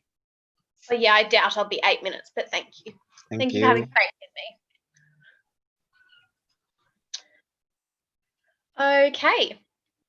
So obviously my name is Ella, I'm from NAPSA and I sat on the board as an executive director for the 2019-2020 term and I undertook the role of CP. So for any of those of you who don't know NAPSA, so we have about 2,600 members and we represent students studying a Bachelor or Masters of Pharmacy, as well as intern pharmacists, so that's our provisional registration. We have 18 affiliated branches across 18 universities. That photo on the left is us from Congress, so that's everyone who attended, and that's just all of the board that was able to attend. Pardon? Ella, I think you can proceed. Okay. Sorry, I thought someone was shouting at me. So the structure of NAPSA, so we have 8 board members. You can see our 2019-2020 term just there on your left. And we have 6 chairs, and our IPSF Student Exchange Officer falls under that, and we have Davin with us today. So we have 1 president, who was Erin Cooper this year, and then we just have 7 executive directors. So that's just a general role, and we divvy up the responsibilities based on that. So that includes the role of treasurer, secretary, and things like that. We also have an advisory council, which is consists of our 18 branch presidents, plus our board, plus our chairs. And that is a photo from our AGM this year on the 11th of July, because we also had to hold it over Zoom. So these are NAPSA's objectives. They run the same from year to year. So obviously we advocate, we liaise with stakeholders, we engage with stakeholders as well as our members. We provide education opportunities, and we also obviously encourage our members to get as involved as they can be with anyone from the industry. So the benefits of NAPSA membership, I'm sure this is very similar to all of your associations. So obviously they do have the benefit of being represented by a national body, and we liaise with the government and other key stakeholders for them. They do get a free IPSF membership and access to all of the student exchange programs and apps and World Congress.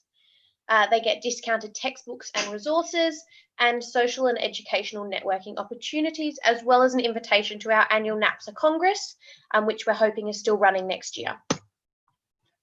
So in terms of pharmacy awareness, obviously this year COVID-19 kind of messed with everything.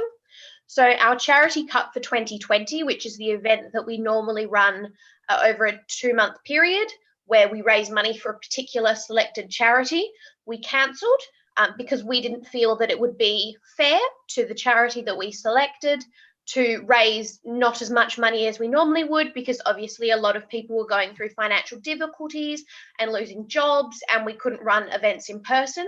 So we decided to cancel it, and we're going to use that charity for next year. For Vampire Cup, we delayed it, but we've rescheduled it. So it's going to run from the 3rd of August until the 11th of October. So the majority of our public health campaigns were cancelled, unfortunately, in semester 1. So the Australian system, I believe, does run a bit shorter semesters than the rest of you. So we only have university from about the start of March until the end of or mid-June. So obviously during that time was peak COVID, but we've got plans to kind of get us all back on track in semester 2. And I'm liaising with our branch presidents to do that. So we did run our Congress in 2020 in Newcastle, so that was just before COVID. So these are just a couple shots. Obviously, I didn't have time to ask anyone else for permission, but those are a few photos from my branch. So we've got education events. We had an alumni event, so that was run for anyone who wasn't attending Congress but had attended in previous years. And like I said, we represent interns, so they're able to attend that event. Collaboration. So we have done a couple collaborations with other member associations. The 2 main ones being, so we are doing an article with quite a few of the other associations on here. So that'll be coming out soon, I'm sure. And then also with BPSA New Zealand and Canada, we have an ongoing collaboration that we started this year, since the countries do have a very similar degree and practice in general. And we have a very, very high interest of students moving between those countries after they've registered. So we've decided to create a document to kind of facilitate that and give everyone a guide. So unfortunately, due to COVID-19, as I'm sure was the same for most of you, we did have to cancel our student exchange program, and we're not exactly sure when we'll be able to restart it given the strict travel restrictions in Australia, but fingers crossed. And I believe Devin's just working on kind of finalizing all of our documents and making sure that we have contacts and that it goes as smooth sailing as possible. And I know that he worked really, really hard before we had to cancel everything, and he's attended every meeting and done extremely well. So thank you to him for that. Final remarks, so we were only able to submit 2 activity reports because we do have such long holidays here. And our goals continuing on, so like I said, we're going to refine the student exchange program resources, ready for whenever we can begin to take students. We want to have a contact at each branch for the IPSF communications and tasks, because that's not something we've had before. So with myself and the incoming CP, we're liaising with everyone for that, and we do want to make sure that we're engaging in our public health campaigns for semester 2 when we're able to, and I have spoken to the associations about online campaigns, and we obviously want to continue to support students with the difficulties of COVID-19 and the aftermath of that. And on our East Coast we do have quite a few outbreaks still, so just supporting them through that. Thank you. Okay, thank you, Ella, for the good time management. And now I'd like to open the floor for discussion. So if you have any comments or any suggestion to NAPSA Australia, please show your number card.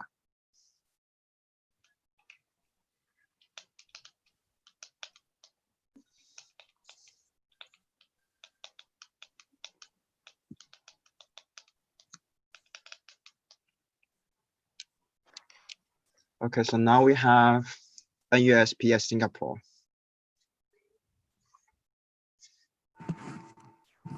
Oh, I thought Flo was before me.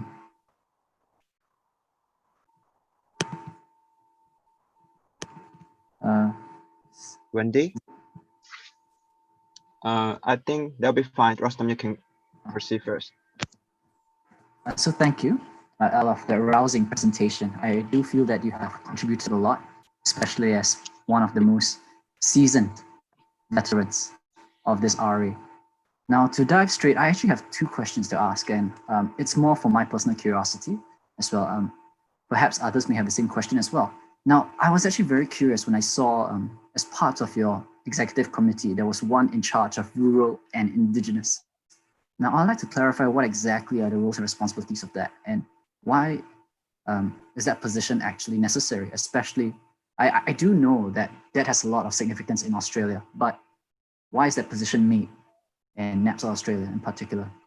Now, I have 2 more questions actually.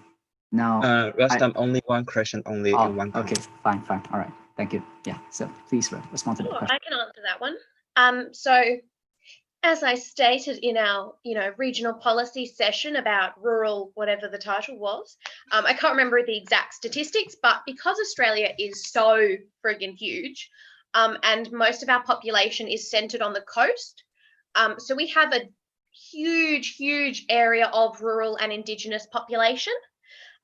So that's why it's necessary, because we do have such a large area, and it is such, how do I phrase it? Lots of students are really interested in going rural, but it's quite separate from our metropolitan areas. So it's really good having one person who can liaise with all of the rural organisations, and Australia in general, like our government, our state governments, all of that, they always have some kind of rural and indigenous role. And the same in pharmacy, there's rural and indigenous organisations. So it's really good to have a specific person to liaise with them. And the roles and responsibilities, we kind of leave that. So the reason we have quite an open structure, I guess you would call it. So the roles and responsibilities tend to vary from person to person from mandate to mandate. So it's kind of a role that you can do whatever you want with. This year, while a lot of it got ruined by COVID, the focus was really on Indigenous and rural placements and facilitating education around that area, because Indigenous Australians are notoriously underrepresented, and there tends not to be as many of them in our healthcare system. So they tend to feel quite alienated. And there is a very different way that you deal with them as opposed to, I'm going to be terrible at using this, but as opposed to Anglo-Saxon Australians, or as opposed to Chinese Australians. So we have so many different cultures here, but the Indigenous Australians do tend to be quite underrepresented. I know I'm rambling. Did that answer your question? Rustam, good or not? Oh, can I do a direct comment, which is aye. Okay, yes, direct comment from IPSF Singapore. Try to be short. Okay. Thank you, Ella, for that. I believe that clarifies. However, in my opinion, that actually kind of wraps up in my head why exactly is rural. Now, you mentioned Indigenous, so I would just like to ask on my side. I am very curious after all. In terms of quantification of like how has your society actually helped the Indigenous populations? Do you have a certain metric? Has it improved? Do you tabulate and quantify this change? Yeah, that's my question. Thank you. So I would say, sorry, so did you need clarification on what our Indigenous population is, or just more how we've helped them? The latter, thank you. Okay, so there is a huge, so because most of our Indigenous population lives in the rural areas, NAPSA does facilitate, and we have a scholarship that we've run for the past couple years, a rural scholarship for students who can't get any financial aid from their university to go rural, because it can be expensive to get flights and accommodation and things like that. So we facilitate those placements so that people can get more exposure as to how to help Indigenous patients. And there are also, in the Australian healthcare system now, we have a role called an Aboriginal health worker. So the Aboriginal health workers are there to facilitate any kind of communication between Indigenous Australians and non-Indigenous healthcare workers, and to really make sure that we're doing things that are culturally appropriate. Like, for example, while I might not mind having a male doctor and talking to him about, say, like female issues like contraception and things like that, in a traditional Indigenous Australian culture, that is quite taboo, and they would prefer not to discuss that with a male. So it's about having that Aboriginal healthcare worker there to advise our healthcare system what's going to work, what's not going to work, what we need to adjust. Do we need to adjust language? Do we need to have more eye contact, less eye contact, things like that. I say we still have a long way to go, and the Black Lives Movement definitely flagged that recently, but in recent years we have really tried to make sure that we have a lot more representation of Indigenous Australians, and if not, then the Aboriginal healthcare workers. Okay, thank you. So now we are proceed to the new comment, which we're going to follow by China.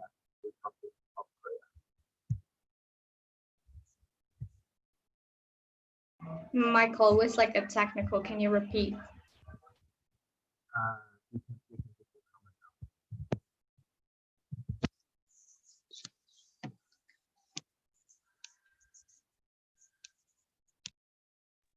Can everyone hear me?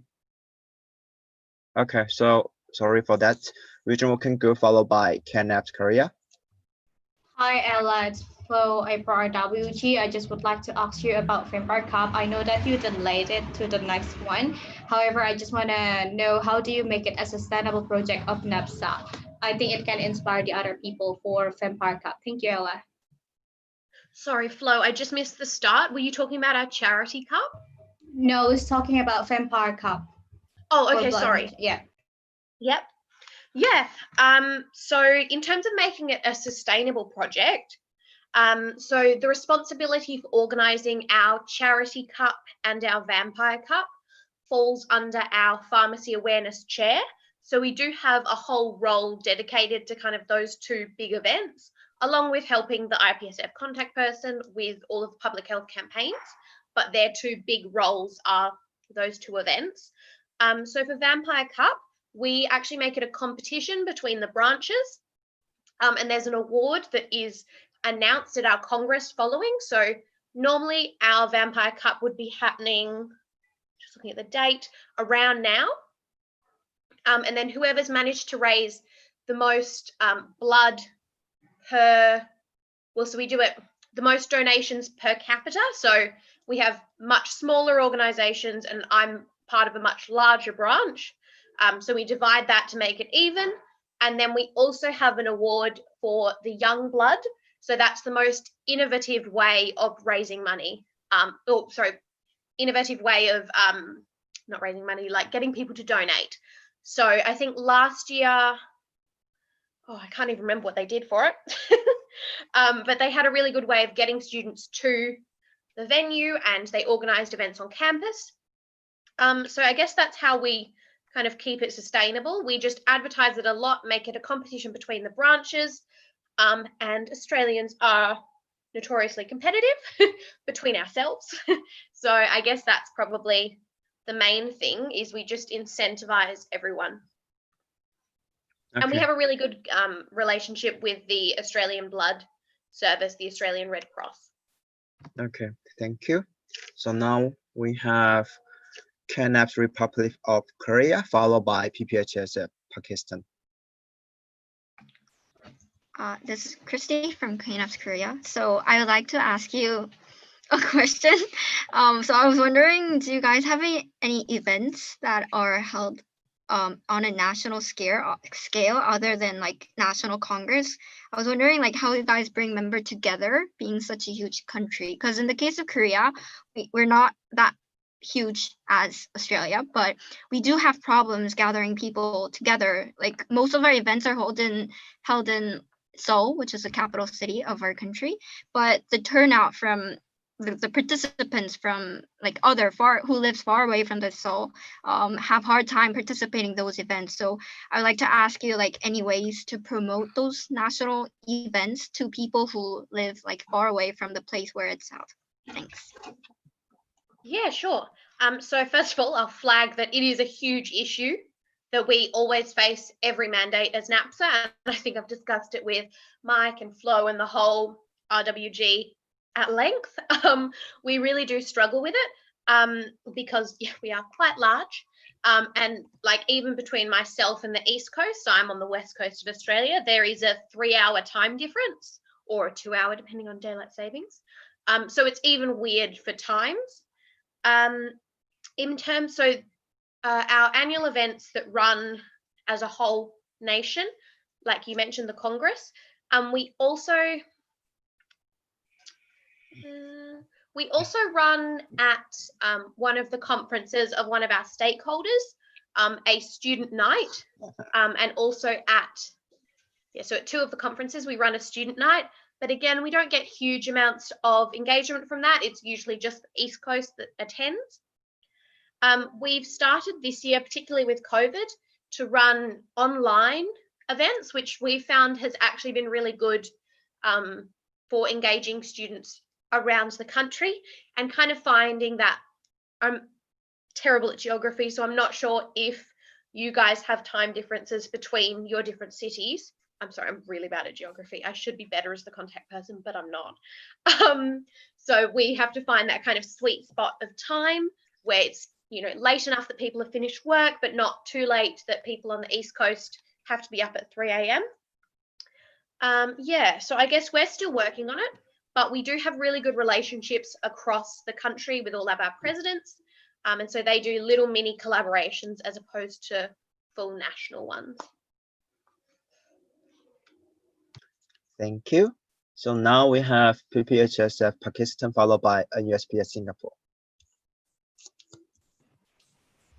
Nirmal Malik from IPSF Pakistan. So Ella, I really appreciate all the contribution NAPSA Australia made in IPSF and IPSF APRO this mandate. So I have a question from your annual report presentation. You mentioned that you have had some collaborations with BPSA UK, NAPSO New Zealand, and CAPSI Canada. So what were these collaborations on, and what were those projects like? Thank you.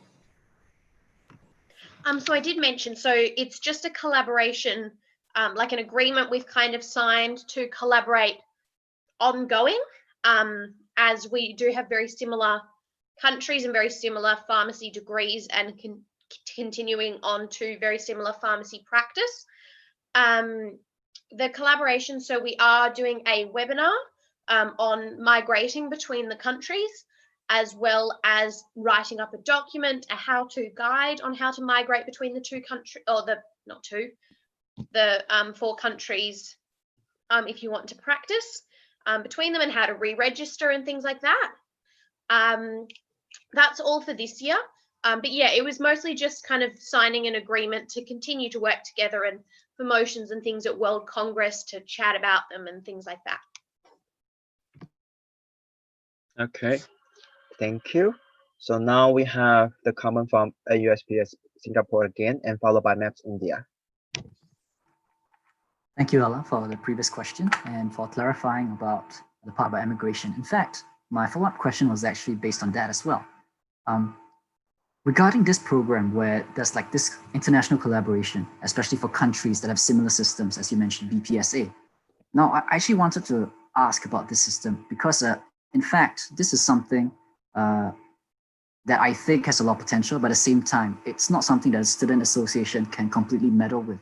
So what went on in my head was that it can only be done with a governmental backing, or if this association, this plan was done in collaboration with a regulatory body. So I wanted to know more on this partnership. How does it work? And has it provided success in this field? Yeah, I hope you can answer that. Sure. So this is the first year that we're doing this. So it only started at the start of my mandate, and we wanted to have a document done by the end of 2020. So we haven't finished the guide yet.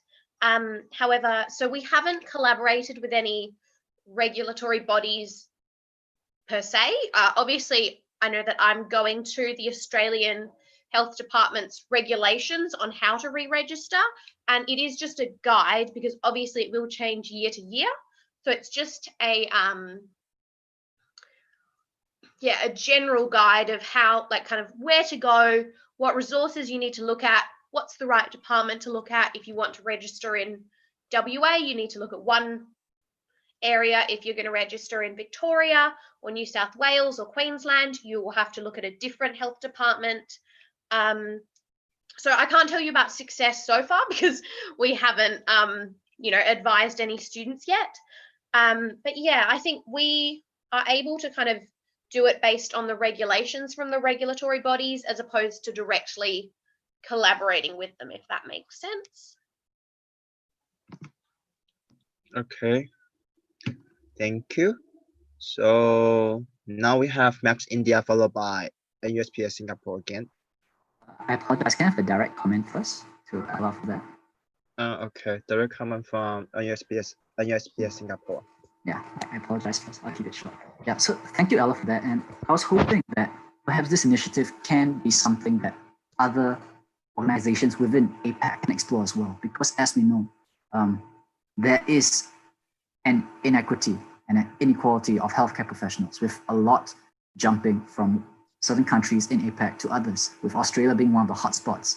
So I would think that perhaps this initiative will be more interesting to some associations within APAC as well. And if so, would NAPSA be interested in kind of sharing this information more with the countries of APAC? Yeah, sure. So of course we're always willing to share the information. The reason that it is those 3 countries at the moment is because they have the most similar degree to us. So it's the easiest for them to requalify. Whereas I know there are quite a few countries where not, and I know if I was going to that country as well, where not much of either degree is recognised, and you do essentially just have to redo your degree. So I'm happy to discuss with Flynn, the incoming CP, whether he would be happy to take on that project of writing up a general guide. But yeah, and also it is just difficult because obviously laws change from year to year and even from month to month sometimes. So yeah, but always happy to collaborate and help. And you can always message us if you want any information and we can direct you to the right government agency.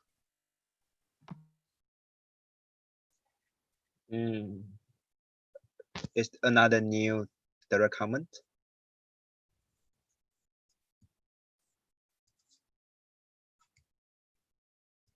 Okay, I think all good now, so we can move back to the new comment. So now we have Maps India followed by IPSF Singapore. Thank you, Mike. Niranjan from Maps India. Ella, thank you for your presentation. Actually, my question was going to be based on the structure of NAPSA. Last year, we got some mails from you. Thank you very much for them for helping us realign our structure. So you mentioned something about the CP role being transferred from a chair level to an executive level and other IPSF positions as well. So how did that transition progress and what difficulties did you face? Sure. So I think what you're referring to is, so we used to have, so the role of CP is a role that someone who is elected onto the board undertakes. So I chose to undertake that role. So we previously had that the board role was both CP and student exchange officer. However, in the last mandate or the mandate before, either 1 or 2 mandates ago, we decided to separate the two roles and have our student exchange officer, so our IPSF chair, and our CP, and have them have separate emails, which is a godsend.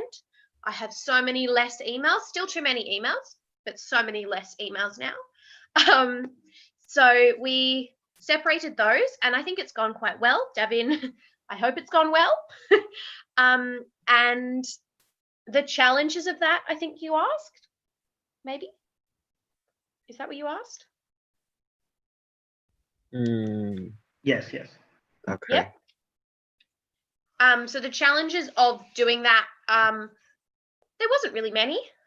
They're quite separate roles naturally, so it kind of worked out quite well for us, I think. There weren't many challenges, mostly just we had to create a new email, but that took 2 minutes, so that was fine. Okay, thank you. Maps India, did you have another direct comment for it?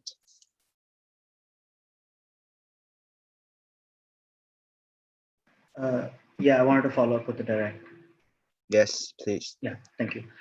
So again, during this role splitting from CP and SEO, how did your partner associations, your local associations, feel that the role splitting worked? Were they all right with the splitting, or what was their viewpoint on it? Sorry, I think that's the new comment, right? If I'm not wrong. I'm following up on the division of the roles based on the previous question that I had asked. Okay. Thank you. Ella, you can respond to the question. I can answer it very quickly.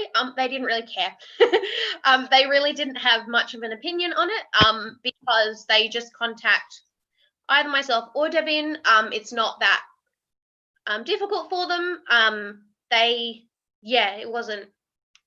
didn't really have much of an opinion on it at all. They just thought whatever was easiest for me and or for the CP and student exchange officer was whatever was good. Okay, thank you. So I think all good now. So now back to the new comment. May I have the parliamentary system synchronized? Back to the new comment. Okay, so now we have a USPS Singapore again, followed by UPBHA Philippines. Hi, Ella. Sorry for the third question. Now, my third question is because this system that I find personally very interesting. You have mentioned that there's an advisory council made out of the local presidents of the 18 associations. Now, in my experience, having more people having a voice in your organization is definitely going to have. The word for it is red tape. So I want to know, how are your experiences with it? And especially with this, this addition seems to come with its own benefits and drawbacks. What is NAPSA's experience with it? And let's say, what are the learning points that you have for organizations that choose to integrate such a democratic system? Yeah, that's my question. Sure. That's a very broad question, but sure. So our board does make most decisions day to day. Our advisory council only comes together twice a year. So at our Congress and then at our AGM, so in January and in July. And that's really just to elect the new board. And they also help to elect the new chairs. In terms of the democratic system, I guess, I mean, in Australia, we are a democracy, so we're very used to it. So I'm not sure I can compare it to anything else. Wasn't great at geography, wasn't great at politics. But I mean, it works really well for us because in the scheme of things for a giant nation like Australia with 7 states, had to count that there. We have a lot of stuff going on. So, 25 people is not huge. And I think we find that generally it's quite like-minded people that get elected and become the presidents. So it works really well for us in terms of getting lots of viewpoints, but then also being able to kind of narrow it down, and the board is that kind of overarching authority that can help guide all the branch presidents and chairs. Okay, so all good, Rustam. Okay, thank you. So now we have UPPHA Philippines followed by my PSA Malaysia. Hi, Ella. Thanks for answering all our questions. William, Rufa. A quick question about Vampire Cup. You mentioned that you turned it into some sort of like competition between your constituents. So how do you guys like incentivize the competition between them, or to join Vampire Cup rather?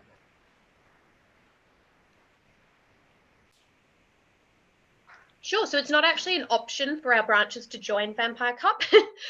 They have to. It's like a part of their role and responsibility.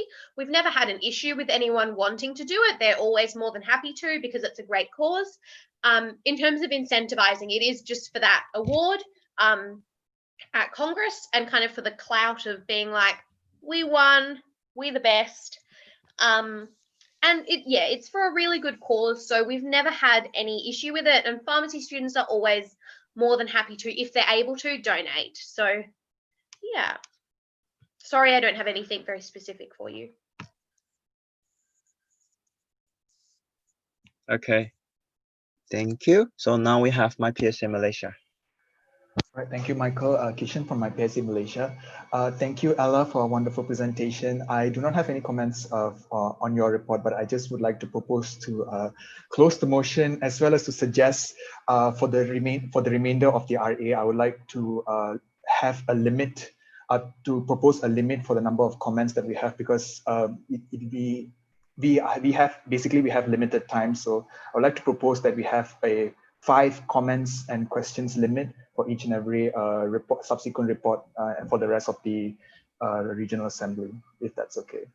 Hold on, I'll just cut in. So you can propose to close the discussion. So we'll proceed to closing the discussion and then we'll vote for it. And then after that, we can ask the regional assembly for someone to propose new motions to limit the comments. So we have 2 separate procedures. All right, thank you, Lindy. Okay, thank you. So now I would like to close the floor for discussion and proceed to the voting. So for those who against the motion, please show your voting card.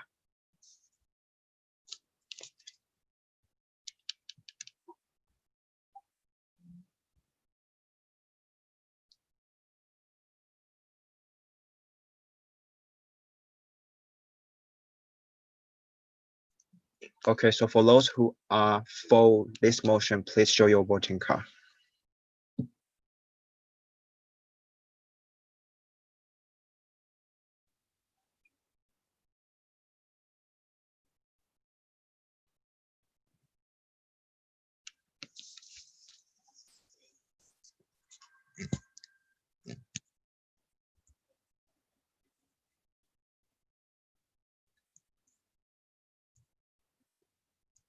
Okay, so the motion passed unanimously. Congratulations, Labs Australia.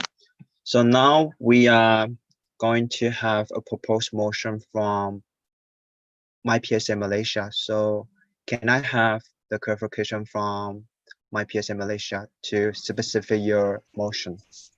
Yes, I would like to propose that we limit the number of comments for during the discussion phase to just 5 comments, inclusive of new comments and direct comments, so that we can save time. So limited to 5 comments for the rest of the regional assembly sessions.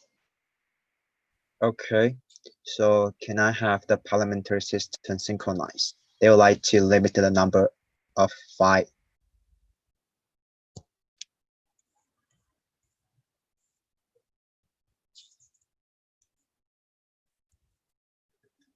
I think we need to wait for the parliamentary system.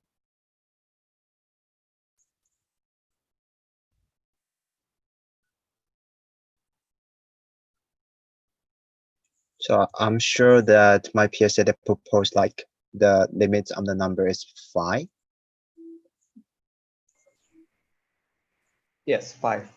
Yeah, so I think we also need to put that in a motion. Okay, so we have one motion proposed by my PSA Malaysia and second by Ismail Farsi Indonesia. No, So Mike, you have to open the floor for discussion first. oh, I thought I need to read first. Okay, so I open the floor for discussion.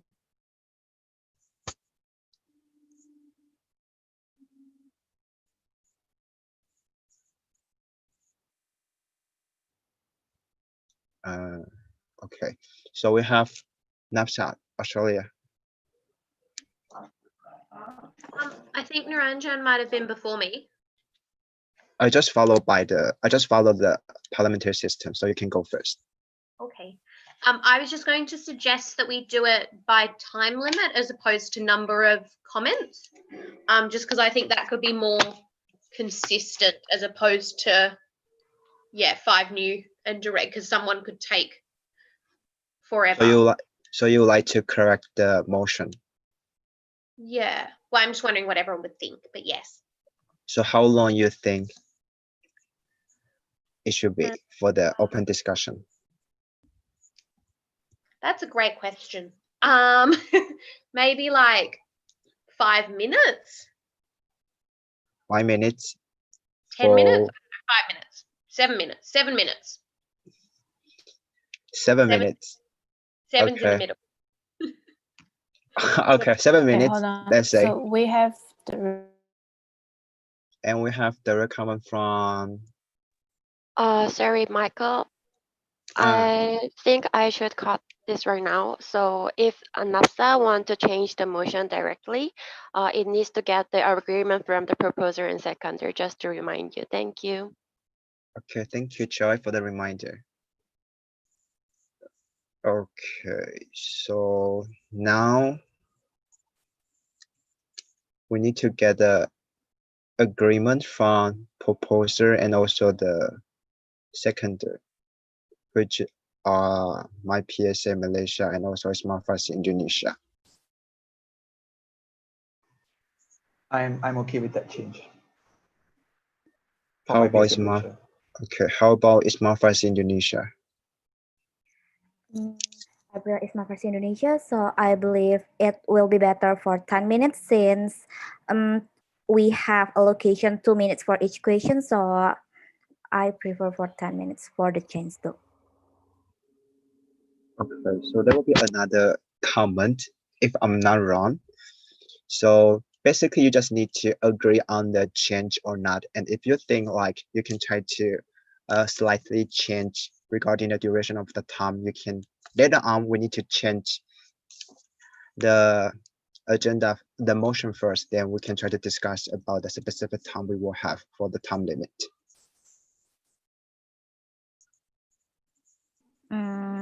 Okay, so Ismail Farsi will agree for the change. Thank you. Okay, thank you. So now we need to have the motion on parliamentary system change.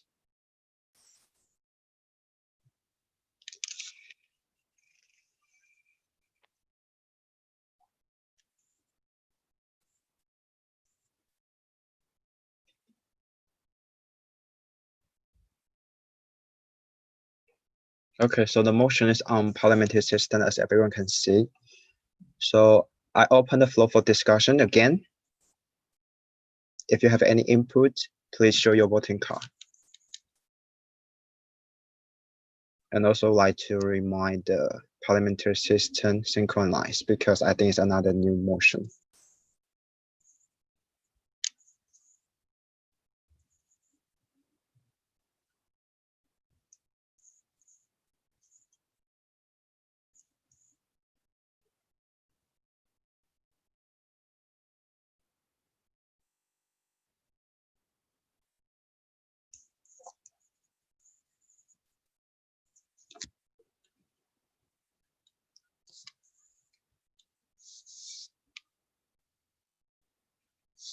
Okay, so we have the new comment from IPSF Malaysia first, followed by IPSF Pakistan. All right, thank you, Michael. Kishan from IPSF Malaysia. I think 10 minutes is a little bit too long. It is going to eat up a lot of time. I feel like 7 minutes is just appropriate for us to have the questions, and maybe a reminder to everyone to keep the questions related to the annual report. And if there are any questions, if you're interested to know more about the events and everything, you can personally ask the CP involved for that particular organization. So yeah, that's all that I have. Thank you. Okay, so now my PSA, the proposal for the motion would like to change the content of the motion again to 7 minutes. So I would like to get agreement from Ismail Farsi Indonesia. We are agree for the change. Thank you. Thank you. So can I have the motion change on the parliamentary system? Okay, so now I open the discussion again. And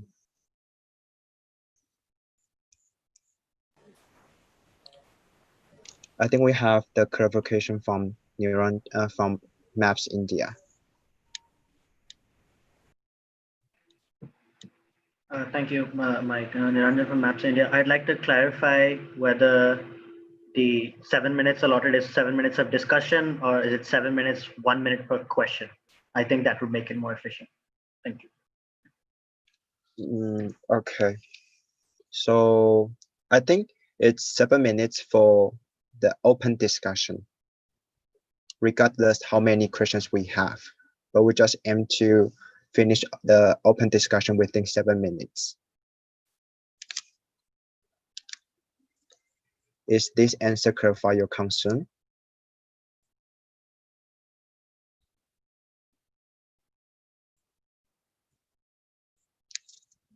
Okay, thank you. So we have the motion on the parliamentary system again. So, okay, we have the direct comment from Maps India. Thank you, Mike. Niranjan from Maps India. I'd like to propose an amendment where we restrict it to 7 minutes total and 1 minute per question to make things go as smooth as possible. Thank you. Thank you. So I also still need to get agreement from the proposer and also the seconder. You can just let me know if you agree in the chat box. Yes, agreed. 1 minute per question. Sorry, I have to interrupt. So there'll be two different motions. So we can only have 1 minute, one motion to suggest the whole time of the open discussion to be 7 minutes, and then a different motion for each comment to be 1 minute. So that'll be an entirely new motion. So Niranjan, if you want to propose that, you have to propose it after we've finished agreeing on this particular motion that we're amending at the moment. Okay, so I'm sure that they also like to amend on this motion to like 7 minutes per open discussion.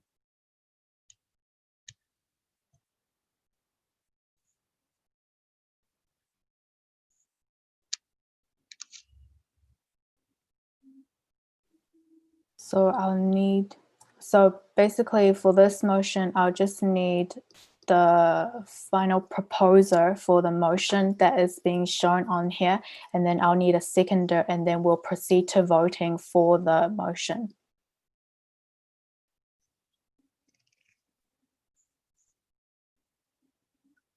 Okay, so could I make sure again? So I'm just a little bit confused. So who's the proposer for this motion? Wendy, is still my PSA Malaysia or it's already so changed? It will still be my PSA Malaysia. Okay. And then it will be seconded by NZEPSO New Zealand. Okay, thank you.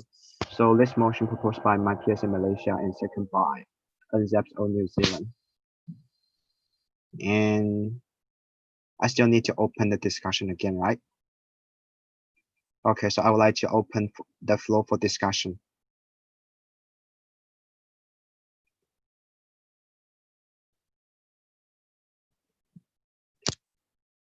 Wendy, no comments, right? Okay, so I would like to close the floor for discussion and proceed to the voting.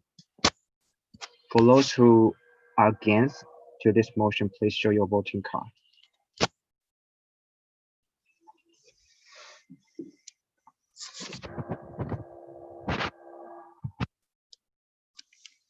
And for those who are for the motion, please show your voting card.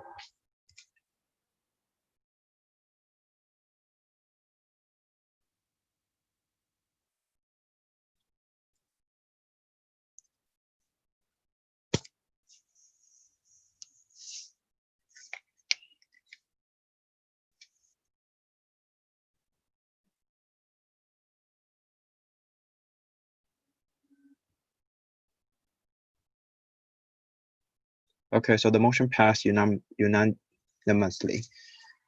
Okay, so I'm sure that we still have another motion to discuss before we end the session today. So, Maps India, did you like to propose the motion that you would like to propose, like 1 minute per question or? Thank you, Mike. So Maps India would like, Narendra from Maps India, I'd like to propose a motion where we restrict the answering time per question to 1 minute. Thank you. Okay, thank you. So can I have the parliamentary assistant to show the motion? Maps India try to propose 1 minute per question during the open discussion.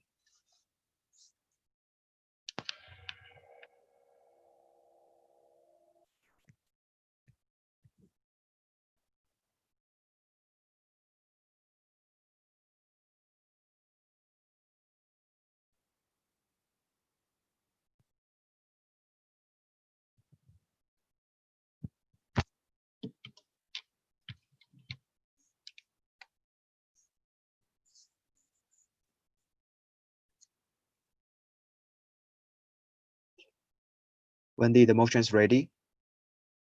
Ready. Okay, so list the 22nd IPSF Asia Pacific Regional Assembly limits the time for each comment to be 1 minute long. And I open the floor for discussion. And I can see clarification from Smart Farsi Indonesia. Could I clarify what the comment means? Is it only the question and answer, or only the answer? Thank you. Second by Maps India.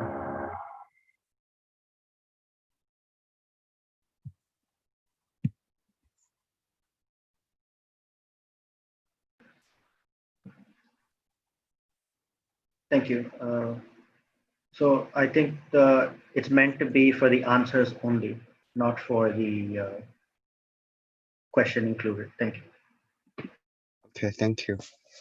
So can I have the parliamentary system, the motion be specific on the parliamentary system?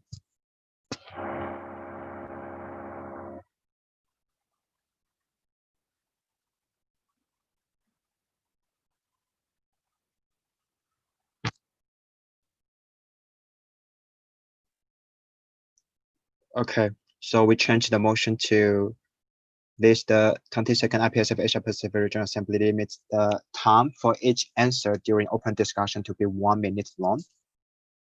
And now we have one new comment from IPSF Pakistan. Yeah, I think it will be difficult to completely explain the answer within 1 minute because it may take some more time or so I think it may extend up to look I cannot propose a motion, so I think it shouldn't be 1 minute only. So can I clarify what's your question? Sorry. So Wakas, so you have to, if you don't think it should be 1 minute long, then you should say what time you think it should be. I think it should be for maximum 3 minutes to completely explain the answer.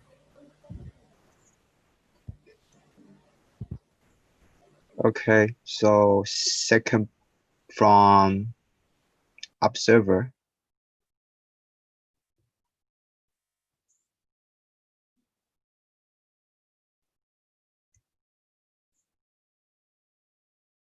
Desmond? Okay, thank you. Desmond, my PSA Malaysia. So I just want to let you all know that you all have to be aware of the time that we have for the whole RA. So if you're going to spend so much time to explain something to everyone, you will cause other associations who are at the back to have lesser time, because in the end we will have to compromise and we will cut off the time that each association when they present their annual report, it will be shorter. So you also need to consider that, and not to forget the election will be very, very, very long, especially when we are having it online. So if you all think that answers should be answered longer, you can answer it like personally. That's what I feel, because sometimes some questions might be irrelevant to some organizations. So if you are interested, then you can just approach them personally. Thank you. Okay. Thank you for the direct.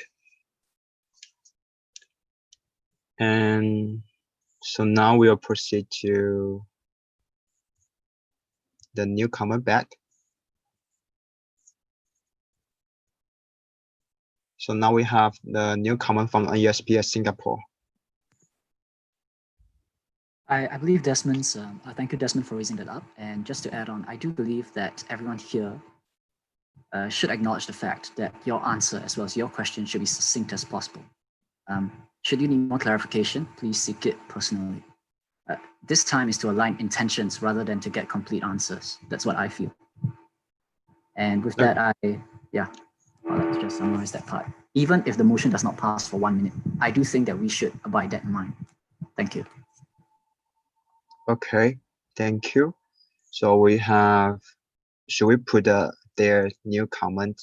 I mean the close. No, so you just say move to close discussion. Okay, so now we are moved to the closed discussion. So we are moved to close the discussion and proceed to the voting. For those who are against this motion, please put your please show your voting card.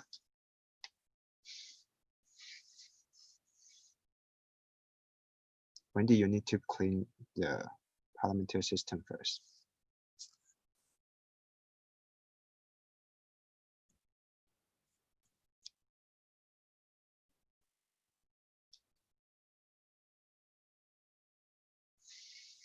Okay, so for those who are for the motion, please show your voting card.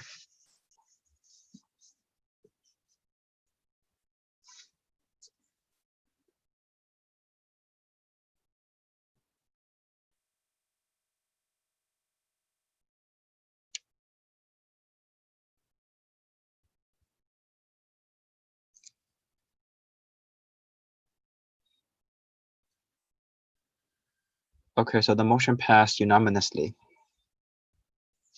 Okay, so I think it's already 6 p.m. GMT 8, and it's also the promised time for us to end the session 1 for this regional assembly.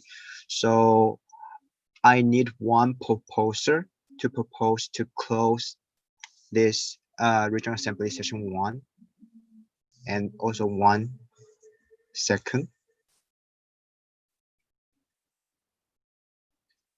Okay, so proposed from Maps India and second by NUSPS Singapore. And can I have the motion on the parliamentary system?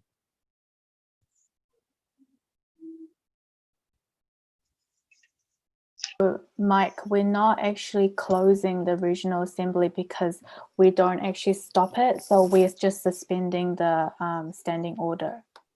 So now we are going to proceed to sustain the standing order, and do we need to have another motion on the parliamentary system? So no, we don't need a motion. We just need a proposer, seconder, and then we'll move on to voting. So now we are trying to, so now the IPSF Asia Pacific Regional Assembly need to suspend the standing order and proposed by MAPS India and second by NUSPS.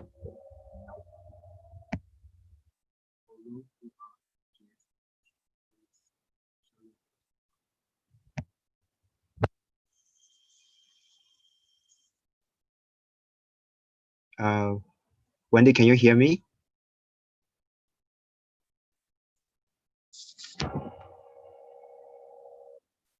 We also need to clean the parliamentary system, I think.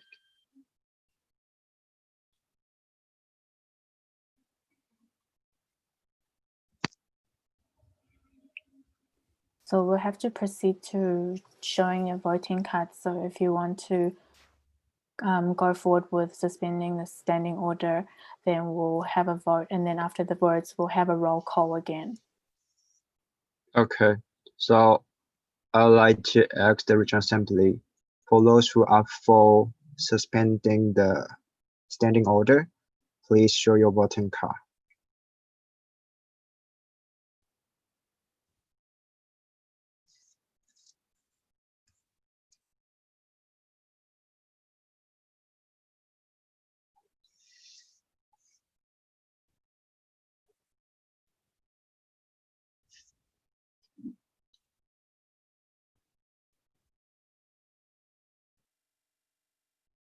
Okay, so the motion passed, and now Wendy will try to proceed to the roll call. Okay, so guys, when I say your association, you must type the Y into the chat box.